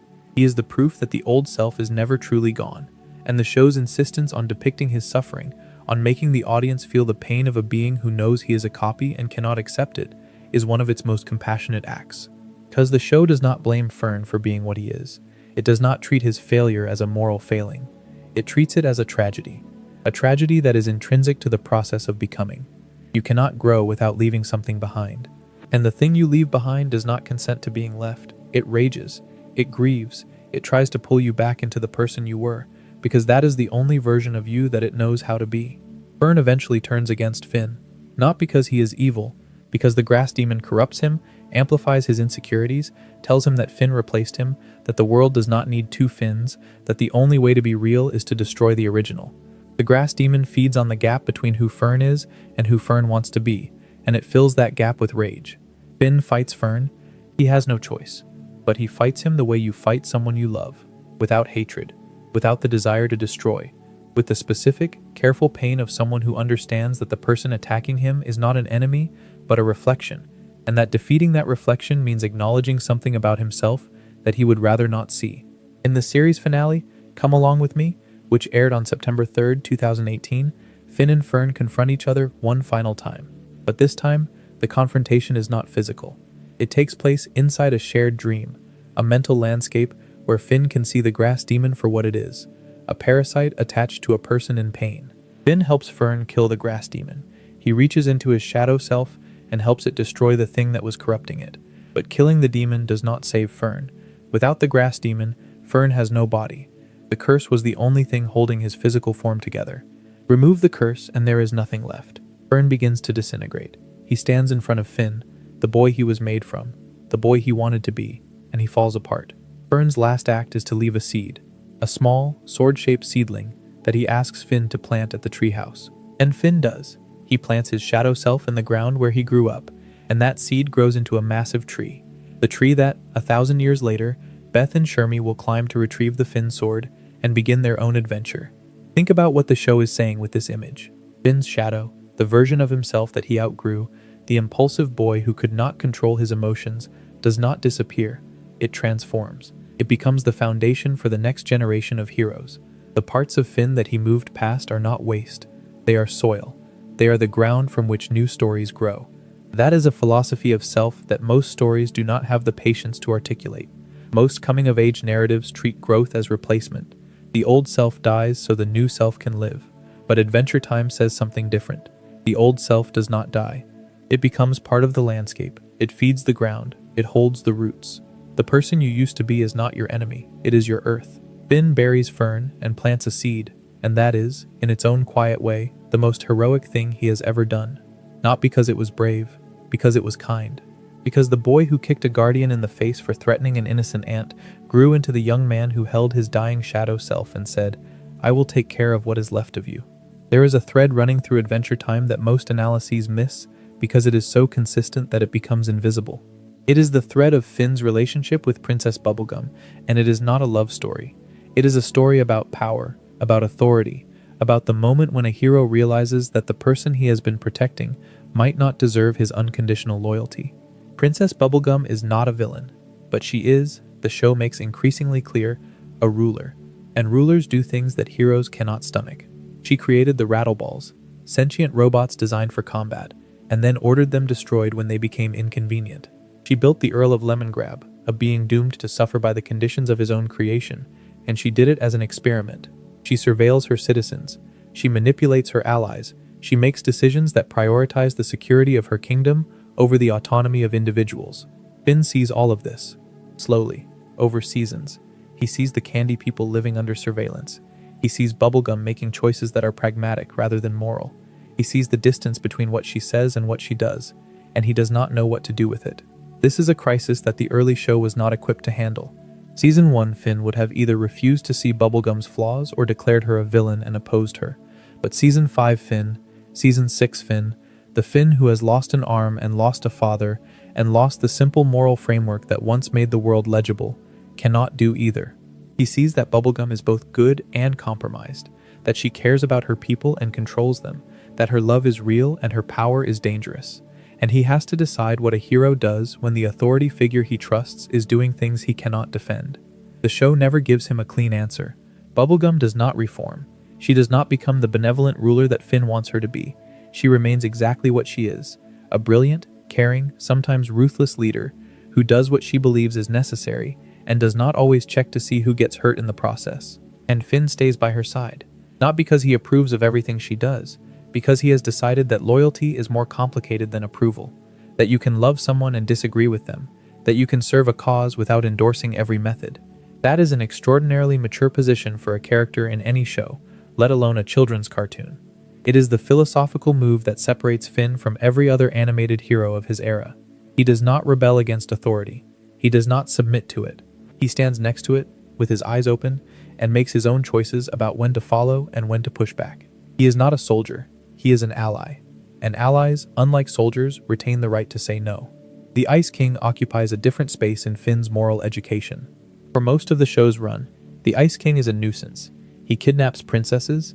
He is weird and clingy and annoying. Finn punches him, repeatedly, and the show plays this for comedy. But then I Remember You airs, Season 4, Episode 25, October 15th, 2012. And suddenly, the Ice King is not funny anymore. The episode reveals that the Ice King was once Simon Petrikov, a human antiquarian who found a magical crown before the Mushroom War. The crown gave him power. It also took his mind.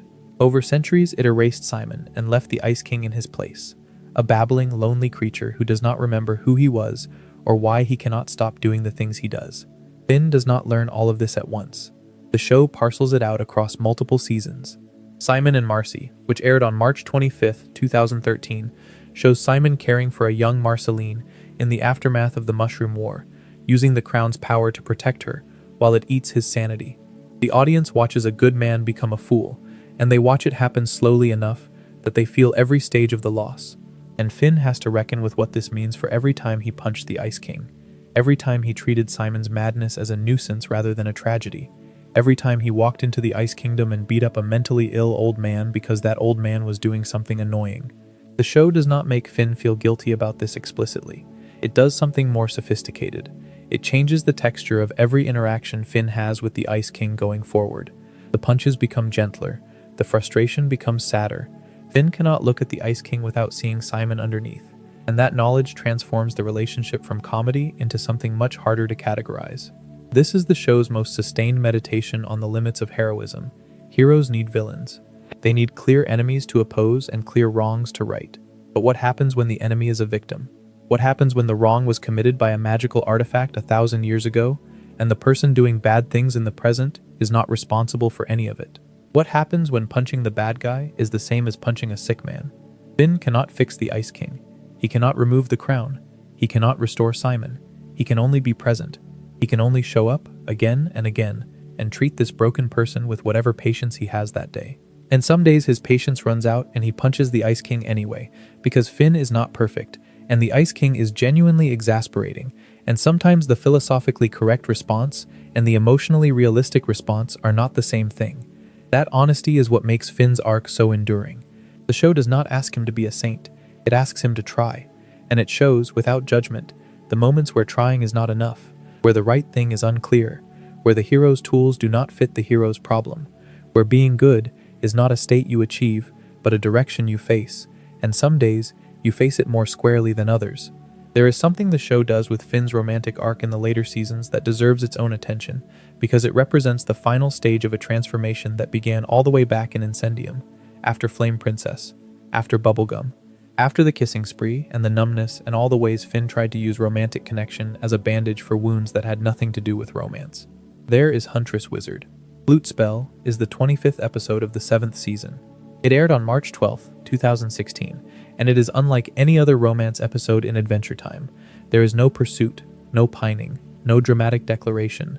Finn has been spending time alone in the woods, playing his flute by a river, naked actually, just sitting in nature, making music for nobody, in a state of unself-conscious peace that the show has never shown him in before. And Huntress Wizard finds him there. She does not interrupt, she watches. And then she approaches, and the two of them begin playing together. The flute spell only works when they play as a duet. It summons a forest spirit, an enormous entity that responds to their combined music. And the reason it works, the show implies without stating, is that both Finn and Huntress Wizard are playing with genuine feeling. Not performing feeling, not using feeling as a weapon or a negotiating tool or a way to get something from the other person. Just feeling, openly, without agenda. At the climax, it becomes clear that they have developed feelings for each other, and they both acknowledge it, and then they agree that they are not meant to be together, not with pain, not with drama, with the quiet recognition that two people can care about each other deeply and still not be right for each other, and that this recognition is not a failure, it is a form of respect. Think about how far Finn has come. From the boy who pined for bubblegum with desperate, unilateral devotion, from the teenager who manipulated Flame Princess to satisfy an impulse he could not control, from the young man who kissed princess after princess, looking for a spark that would make him feel alive, to this, a person who can sit in the presence of someone he cares about, acknowledge what is between them, and let it be what it is without trying to force it into the shape of a relationship. That is emotional maturity, not the flashy kind, not the kind that announces itself with a big speech or a dramatic gesture, the kind that is invisible from the outside, the kind that only exists in the space between what you feel and what you do with what you feel. Finn feels something for Huntress Wizard. He does not grab for it. He does not run from it. He lets it exist, and then he lets it go. The show is rewriting what masculinity looks like in a children's cartoon, not by making Finn less masculine, but by expanding what masculinity can contain. Finn still fights. He still swings his sword. He still throws himself into danger to protect people, but he also plays the flute. He also sits in rivers. He also cries and grieves and admits when he does not know what to do. He is brave and tender, strong and confused, heroic and gentle, and the show never treats these qualities as contradictions. It treats them as the same person, at different moments, responding to different needs. Most animated heroes of Finn's era are defined by a single register. They are either the tough guy or the sensitive guy, the fighter or the thinker, the leader or the follower. Finn is all of these things at different times, and the show's commitment to showing every register, the rage and the tenderness and the confusion and the clarity, is what makes his arc feel real rather than aspirational. Finn is not the hero that boys should want to be. He is the hero that shows boys who they already are: complex, messy, capable of terrible mistakes and enormous kindness, sometimes in the same episode. Before we move on, if you are enjoying this analysis, please consider subscribing. It helps the channel tremendously. There is a thread that connects every version of heroism the show presents, from Billy to Finn to Rattleballs to Fern to Beth and Shermie, and it is worth naming explicitly because the show never does. Heroism in Adventure Time is not a trait. It is a relationship between a person and their specific moment in history. Billy was the right hero for his time. He slew monsters and imprisoned evil and did the things that a world recovering from apocalypse needed someone to do. But when the world changed, when the threats became more complex, and the moral landscape became more ambiguous, Billy's heroism stopped working. Not because he became weaker, because the world grew more complicated than his methods could address. Finn inherits Billy's mantle and immediately begins failing by Billy's standards. He cannot keep the evil imprisoned. He cannot maintain the clear boundary between good and bad. He watches the Lich escape and possess Billy's body and use the hero's legacy as a weapon. And Finn has to build a new kind of heroism, one that accounts for the fact that evil does not stay in the amber, that heroes can be corrupted, that the line between good and bad runs through every person rather than between them. This is the evolution of heroism that the show charts across its 10 seasons. From the punching things model of Season 1 to the being present model of Season 10. From the hero who solves problems to the hero who sits with unsolvable ones. From the boy who kicked the guardian to the young man who planted his shadow self in the ground. Each stage of Finn's growth corresponds to a deepening understanding of what it means to be heroic, and each deepening involves a loss. He has to give up the simplicity of the old model to accommodate the complexity of the new one, and each loss hurts. Fern is the most literal version of this. Fern is the old model of heroism, the impulsive, uncomplicated, punch-first version, given its own body and told to survive in a world that has outgrown it. And it cannot. It falls apart. It is consumed by its own limitations. And Finn has to watch the hero he used to be die, and instead of celebrating the death of his old self, he mourns it. He buries it with care. He honors what it was, even as he acknowledges that it cannot be what the world needs anymore. That is a mature understanding of change that most people do not reach until middle age, if they reach it at all. The understanding that growth is not triumph, that becoming who you need to be involves a genuine loss of who you were, that the old version of yourself was not wrong, just insufficient, and that insufficiency is not a moral failure. It is the natural consequence of living in a world that keeps asking more of you. BMO occupies a unique position in this landscape of heroism. BMO is not a hero in any traditional sense. BMO is a sentient game console who lives in Finn and Jake's treehouse and approaches the world with the curiosity and joy of a permanent child. BMO plays pretend. BMO talks to inanimate objects. BMO invents elaborate internal narratives that have no connection to external reality. And BMO is, the show makes clear, the happiest person in the land of Ooh. Finn's relationship with BMO is not explored as often as his relationship with Jake, or Bubblegum, or Flame Princess, but it runs through the entire series as a quiet counterpoint to every lesson Finn is learning about suffering and loss and the difficulty of being alive. BMO does not struggle with identity. BMO does not question its purpose. BMO does not need to understand the cosmic significance of its existence to feel good about it. BMO just plays. In Be More, the 28th episode of Season 5, the show reveals BMO's origin. BMO was built by a creator named Mo, and its purpose, the reason it exists, is to understand fun. Not to fight, not to save the world, not to grapple with existential questions about the nature of heroism. To play, to have fun, to approach the world with the openness and joy that comes naturally to children and almost impossibly to adults. The show presents BMO's philosophy not as naive, but as aspirational. BMO is not ignorant of suffering. BMO has experienced loss. In BMO Lost, BMO falls in love with a character called Bubble, and when Bubble is accidentally popped, BMO grieves.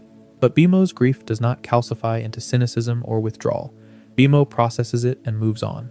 Not because BMO lacks depth, because BMO has a relationship to experience that Finn spends the entire series trying to develop. The ability to feel things fully and then let them go. The ability to be present without attachment. The ability to play. Finn never becomes BMO.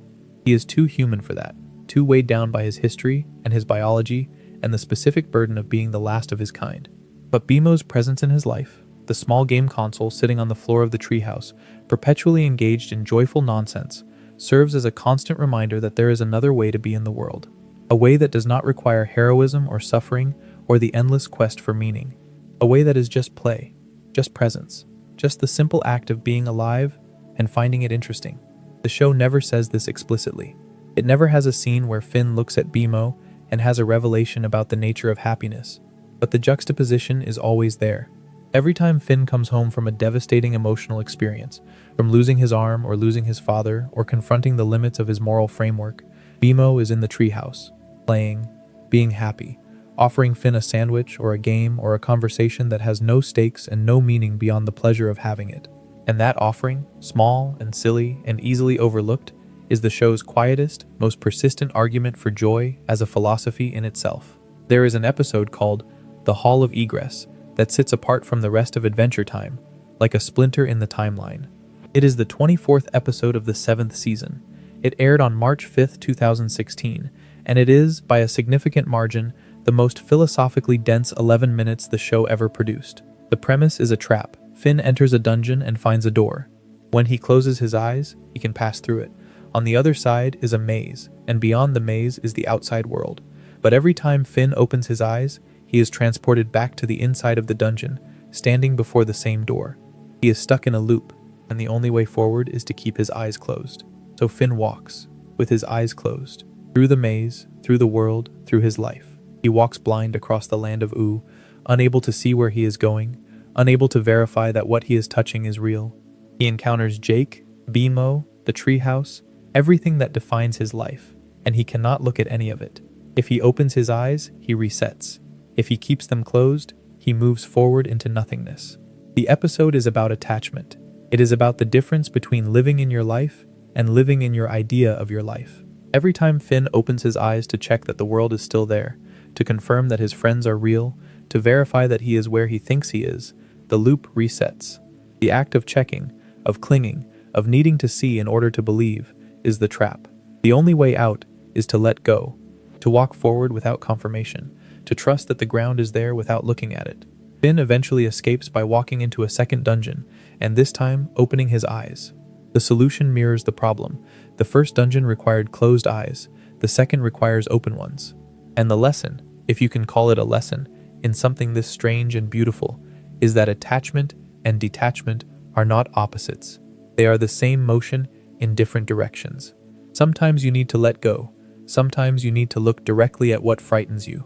The wisdom is in knowing which moment is which. This is the closest Adventure Time comes to explicit Buddhist philosophy, the concept of attachment as suffering, of clinging to the familiar as the source of being trapped, of liberation requiring a release that feels like loss, runs through the Hall of Egress with the clarity of a meditation instruction. Finn, the boy who cannot stop holding on, the boy who held on to Martin until his arm ripped off, the boy who held on to Bubblegum and Flame Princess and every version of heroism he ever believed in, has to learn to walk with his eyes closed, has to learn that forward movement requires faith in a ground you cannot see. And notice that the show does not make this easy or pleasant. Finn's walk through the world with closed eyes is not serene. It is terrifying. He stumbles, he falls, he reaches for things he cannot find. The liberation the episode offers is not bliss. It is a different kind of difficulty. It is the difficulty of being present without proof, of living in a world that you have to take on trust. That is not a children's lesson. That is an adult lesson. That is a lesson that most adults spend their entire lives failing to learn. And Adventure Time buries it in an 11-minute episode of a cartoon about a boy and his dog, and trusts its audience to find it. To understand why the Hall of Egress exists, why the show was capable of producing something that strange and that profound in its 7th season, you need to understand the production history behind it. Because Finn's growth is not just a story choice, it is a reflection of the people who were telling the story and how they changed. Pendleton Ward created Adventure Time. He drew Finn and Jake in a sketchbook, pitched the show as a pilot, and shepherded it through its first 4.5 seasons. Ward is a gentle, introverted person who has spoken openly about how the demands of showrunning affected his mental health. In an interview with Rolling Stone in October of 2014, he said plainly that he quit because it was driving him nuts. He stepped down as showrunner during the 5th season and gradually reduced his involvement through the 6th. By season 7, he was reviewing outlines but no longer writing them. Adam Muto, who had been with the show since the beginning as a writer and storyboard artist, took over as showrunner, and the transition is visible in the show's DNA. The early seasons, Ward's seasons, are looser, more spontaneous, more driven by vibes and whimsy, and the specific, almost childlike chaos that Ward brought to everything he touched. The later seasons, Muto's seasons, are tighter, more structurally ambitious, more willing to sit with uncomfortable emotions, and more confident in the audience's ability to handle them. Neither approach is better. Both are essential to what Adventure Time became, but the shift matters for understanding Finn's arc, because the deepening of his character tracks almost exactly with the deepening of the show's production. The early Finn, Ward's Finn, is a boy of instinct. He does the right thing because it feels right. He does not overthink, he does not angst, he acts. That is Ward's energy, the energy of a creator who trusted his gut and followed it. The later Finn, Muto's Finn, is a boy of reflection. He sits with things, he processes. He changes slowly and painfully and realistically. He does not just do the right thing, he struggles to figure out what the right thing is. That is Muto's energy, the energy of a showrunner who inherited a character and took the time to understand what that character needed to become. The fact that Finn's maturation maps onto the show's creative transition is not a coincidence. It is the show becoming what its character became, growing up, getting more complex, losing some of the wild, unstructured joy of early seasons, and gaining a depth and coherence that the early seasons could not have sustained. The show did what Finn did.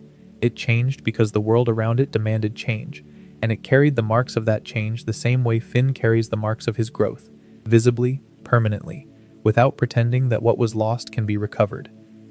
There is a philosophical framework for what the show does with Finn that critics have identified, but the show itself never names.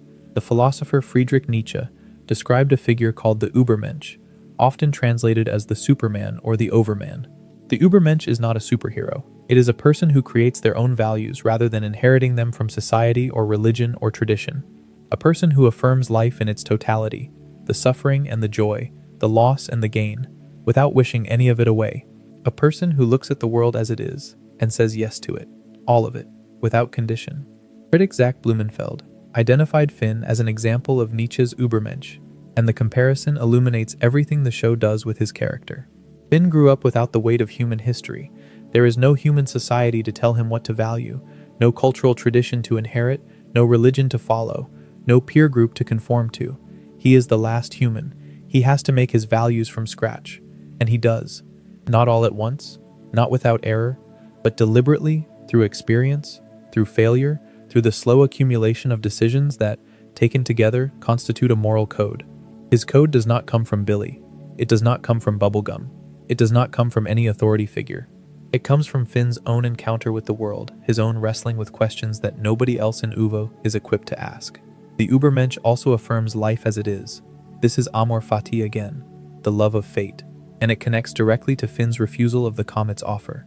The comet offers Finn a way out of the cycle of birth and death, a way to stop being human, and Finn says no.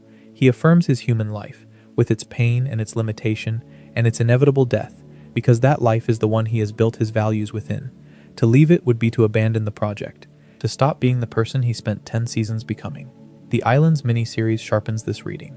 When Finn reaches the human islands, he finds what Blumenfeld called an approximation of Nietzsche's last men. The last men are the opposite of the Übermensch. They are comfortable. They are safe. They are entirely reliant on technology and structure. They do not create values. They do not take risks. They do not affirm life's difficulty. They have eliminated difficulty entirely, and in doing so, have eliminated everything that makes life worth living. Finn's mother, Minerva, has built a society of last men. She has protected the humans so thoroughly that they have stopped being alive in any meaningful sense. They are preserved, like specimens in a jar, safe from every threat and empty of every purpose. And Finn looks at this and rejects it, not because safety is wrong, but because a life without risk is not a life he recognizes. He is the Übermensch, confronting the world of the last men, and his rejection of their comfort is not arrogance, it is fidelity. Fidelity to the life he has lived, to the scars he carries, to the person those scars made him. The show does not use the word Übermensch. It does not reference Nietzsche. It does not frame Finn's choices in philosophical language. It does something better. It shows them. It puts Finn in rooms and in situations and in relationships that test his values, and it lets the audience watch him respond. and the responses, accumulated across 10 seasons, add up to something that resembles a philosophy without ever announcing itself as one.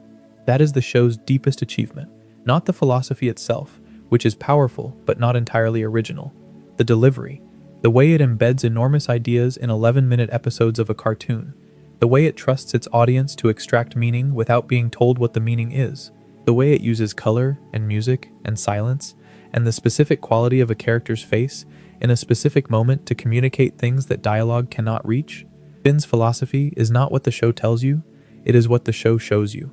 And what it shows you, relentlessly, across nearly 300 episodes, is a boy who keeps choosing to be present in a world that gives him every reason to leave.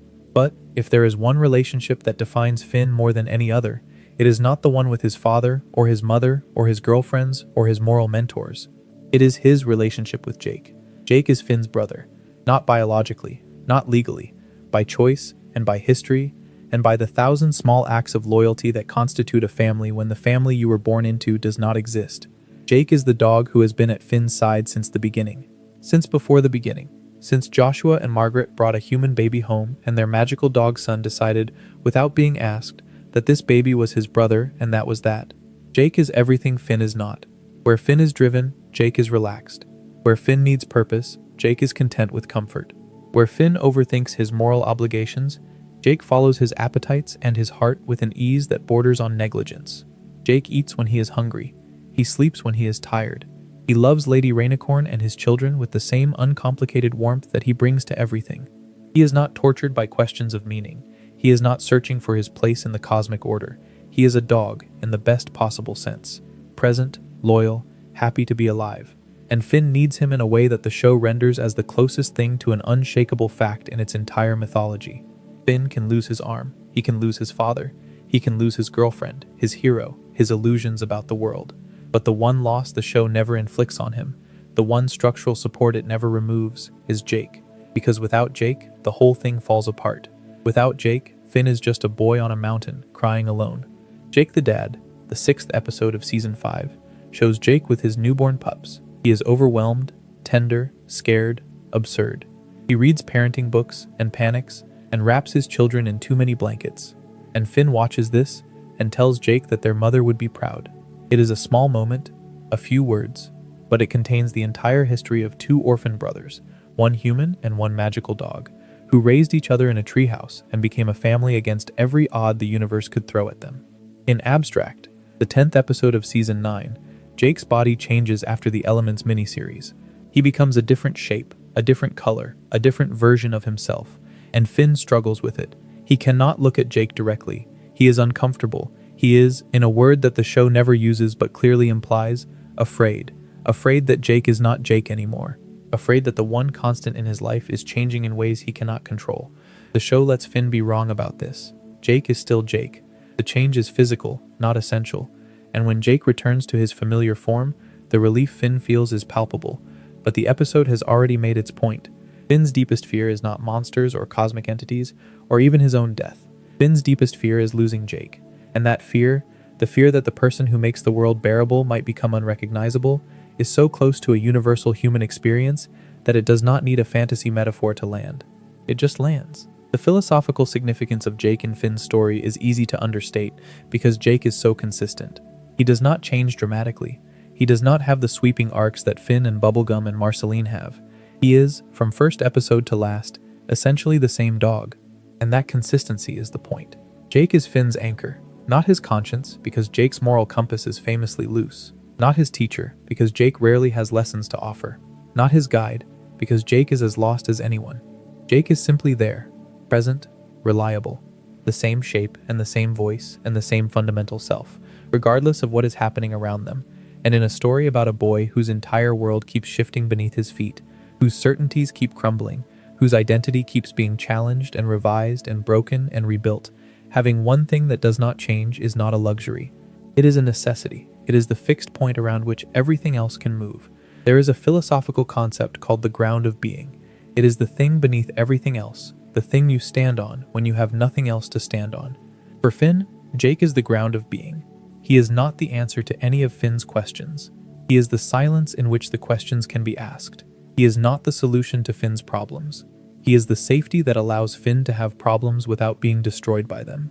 And the show understands, in a way that feels almost instinctive, rather than intellectual, that the most important person in a philosopher's life is not the person who gives them ideas, it is the person who gives them the stability to think.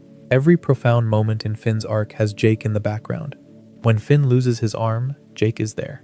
When Finn builds the tower, Jake is there. When Finn floats through the astral plane, his body is lying next to Jake's.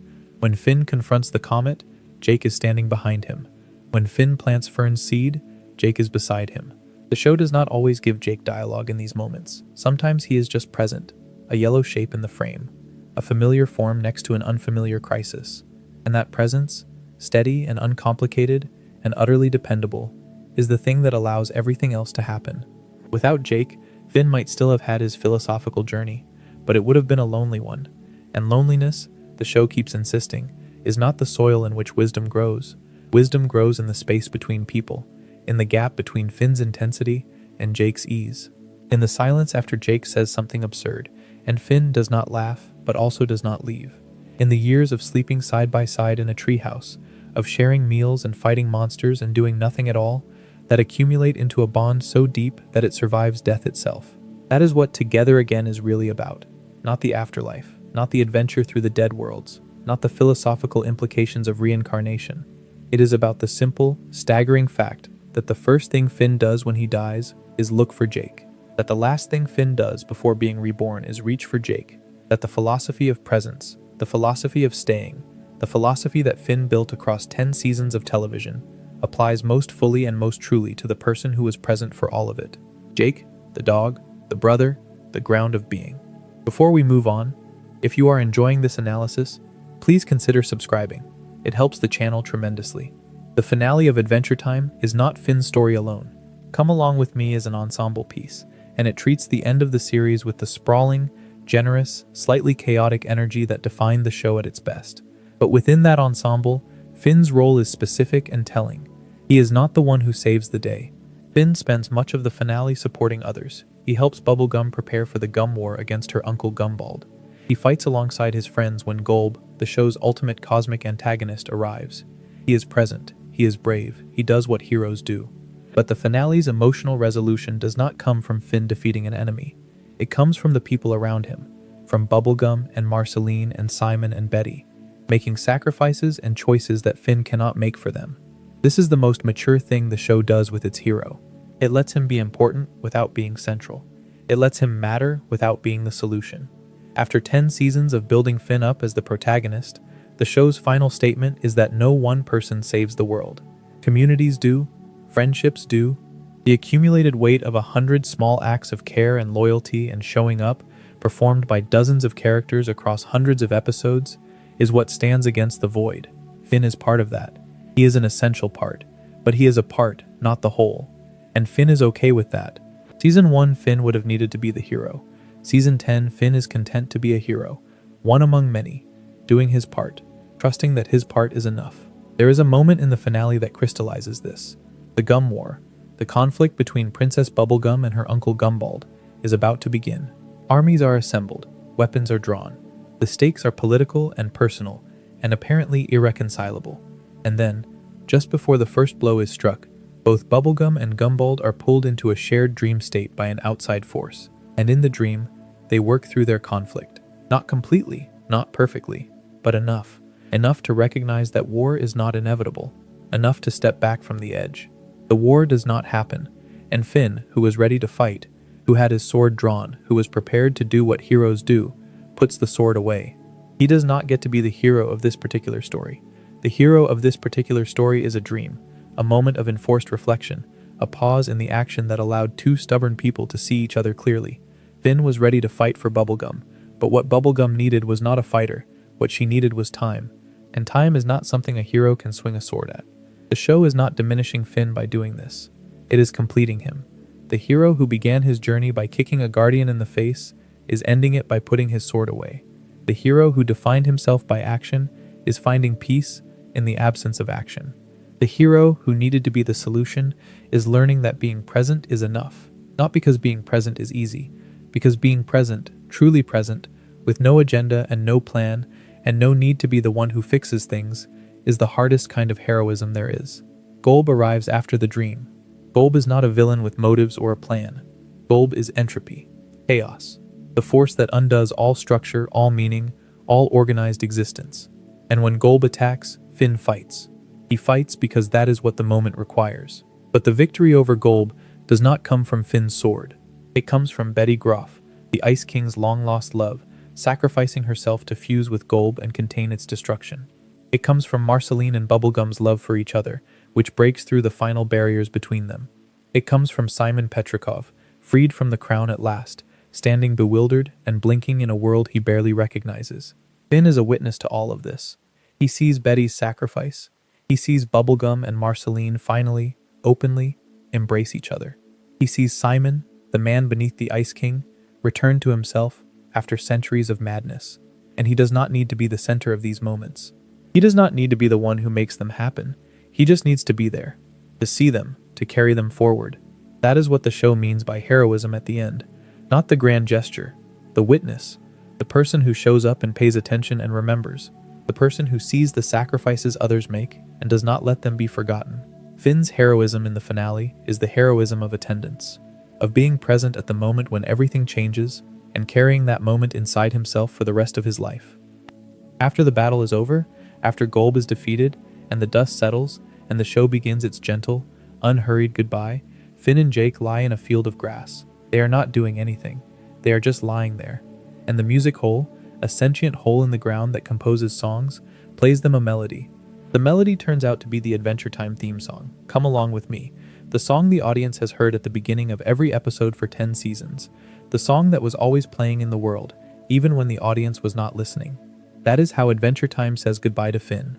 Not with a final battle, or a dramatic revelation, or a transformative moment of growth, with a boy and his dog lying in the grass, listening to a song they have always known, being exactly who they are.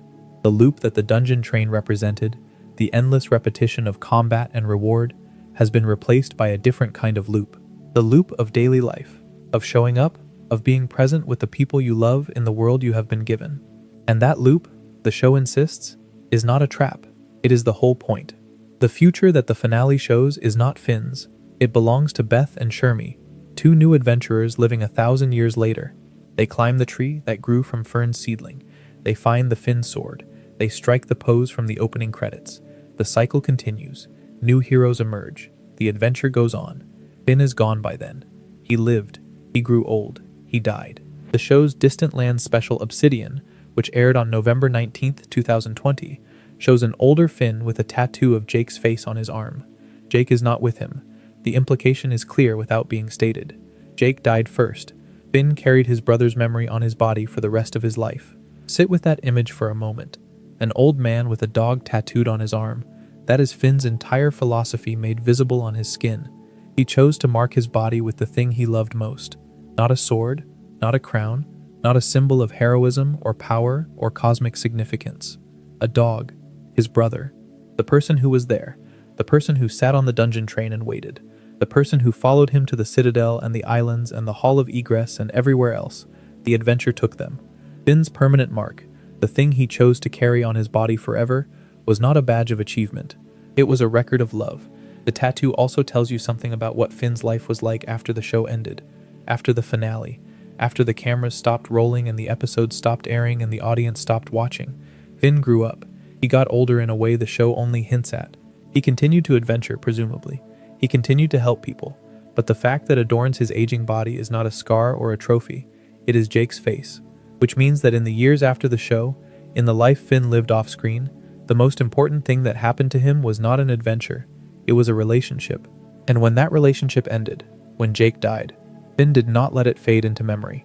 He made it permanent. He wrote it on himself. And then Together Again aired on May 20th, 2021.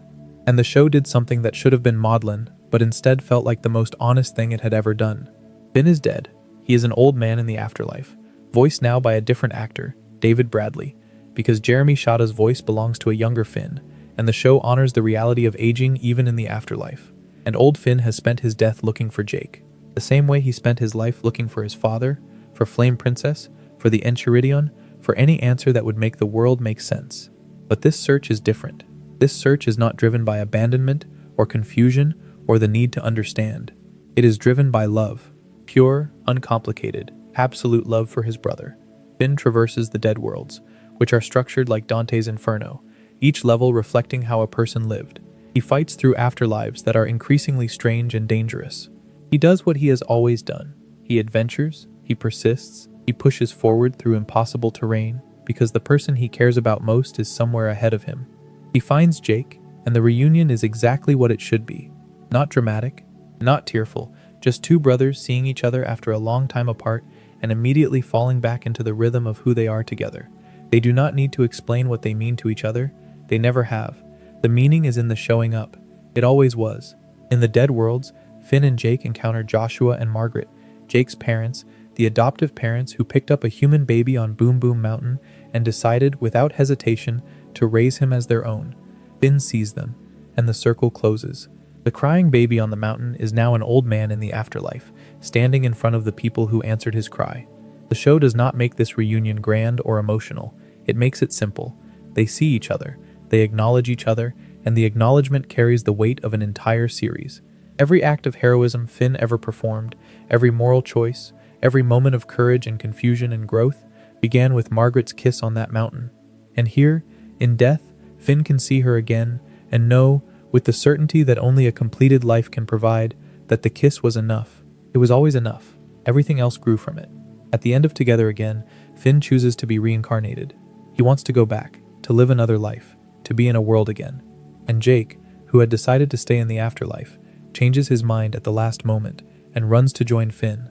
They fist bump one last time, and they begin again. Think about what that means in the context of everything the show has done with Finn's philosophy. The Catalyst Comet offered him transcendence, and he refused. He chose to stay human. And now, even after death, he makes the same choice. He chooses to go back into a body, back into a world, back into the cycle of living and losing and trying again. Not because he does not know what he is giving up, because he knows exactly what he is giving up, and he knows what he is choosing instead. He is choosing presence, again. He is choosing the ground over the sky, the body over the spirit, the messy, painful, temporary experience of being alive over the permanent, painless abstraction of being beyond. And Jake, who has always been the one who follows his heart without overthinking it, follows Finn into the next life, because that is what brothers do. They stay together, even when together means starting over, even when starting over means forgetting everything, even when forgetting everything means building the whole relationship again from scratch. That is the philosophy of Finn, not a system you can write on a chalkboard, not an argument you can win in a debate.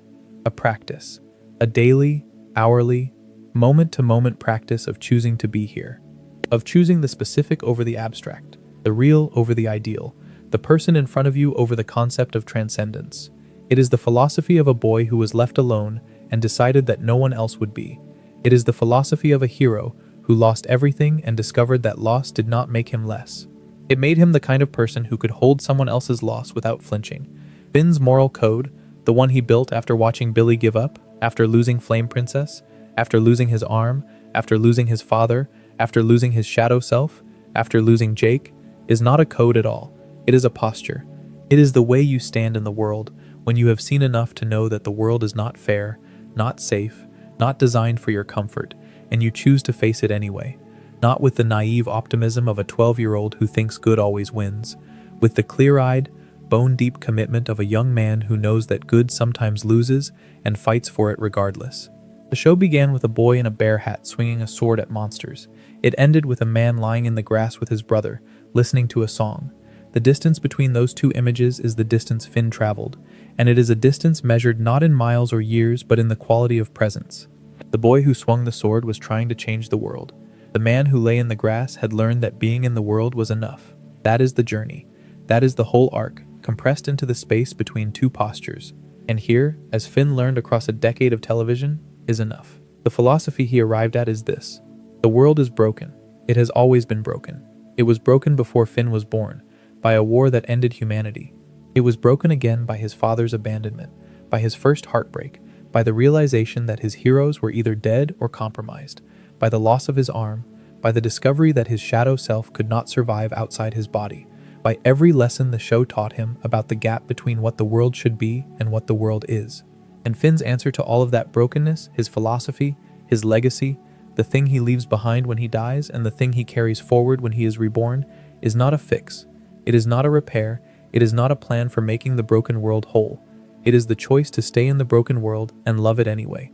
Not because it deserves love, because love is not about deserving. It never was. Love is about showing up, about being present, about the moment on Boom Boom Mountain when Margaret kissed a crying baby, and that was enough. About Jake sitting on the dungeon train and waiting. About Breezy singing to a dying flower. About planting a seed where a shadow used to be. There is a reason this philosophy feels so much larger than its container. A reason that a children's cartoon about a boy and his dog can produce a worldview that stands alongside the best of literary fiction. And the reason is that Adventure Time is doing something with Finn that most stories lack the time or the courage to attempt. It is showing, in real time, across years, how a philosophy forms.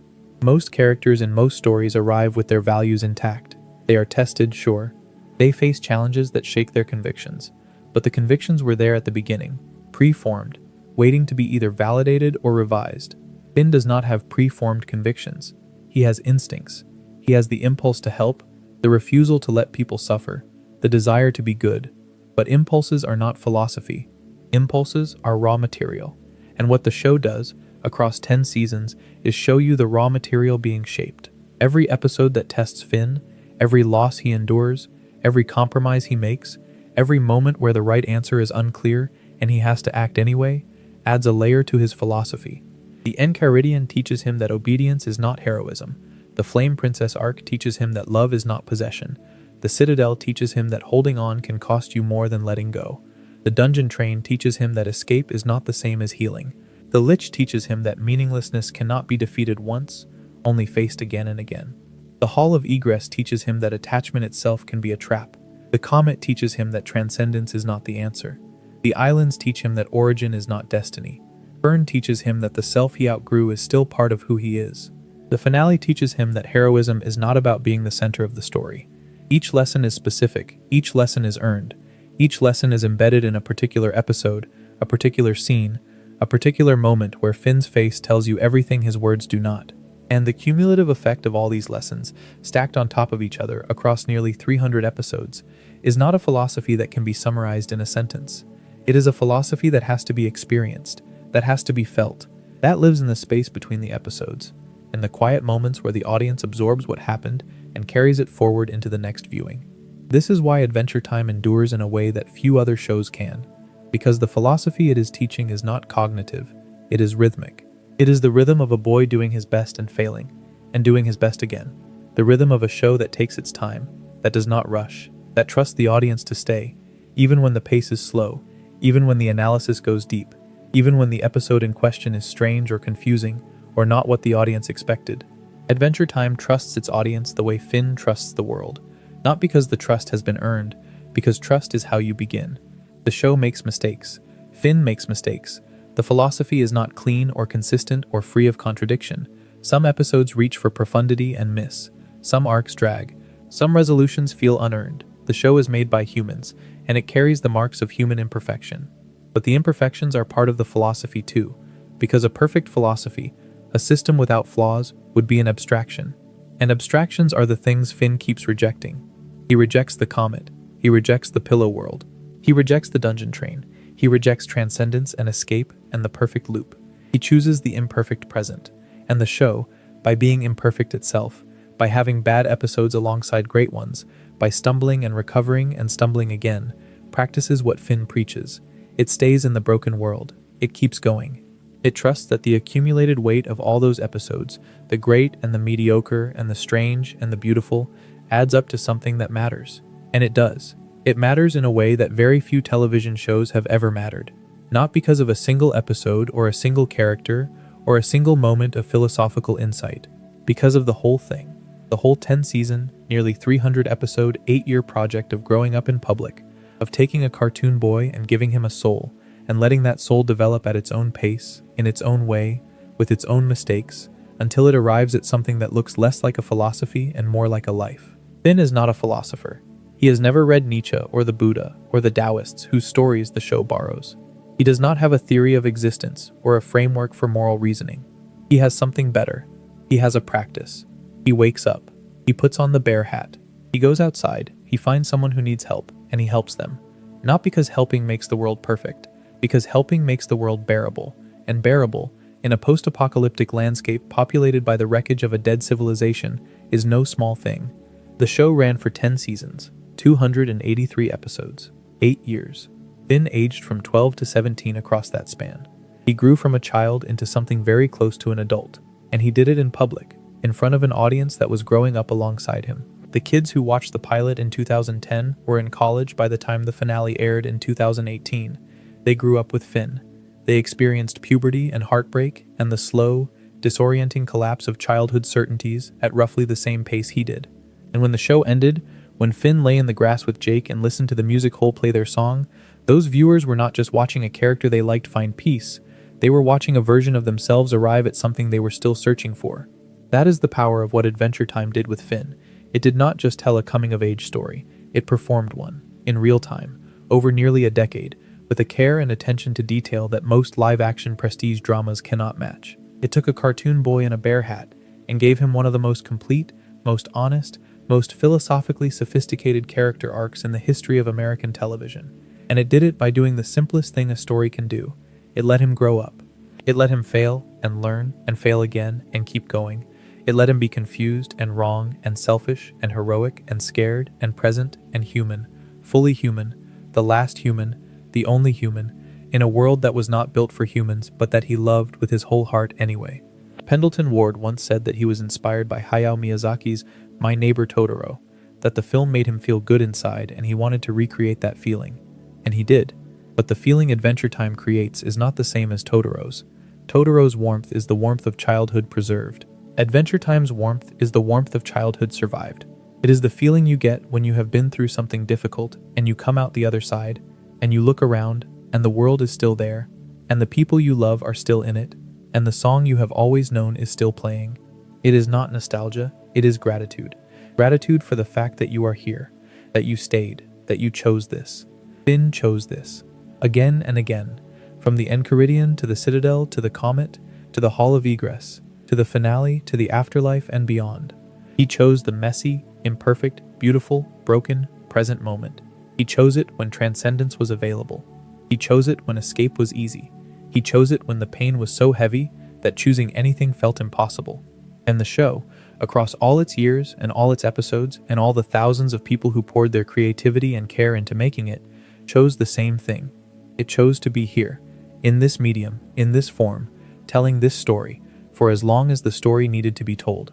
The philosophy of Finn is not complicated. You could fit it on a single line. Stay.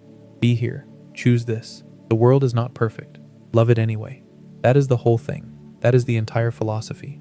And it took 10 seasons and 283 episodes, and one boy and one dog and one broken, beautiful, impossible world to say it.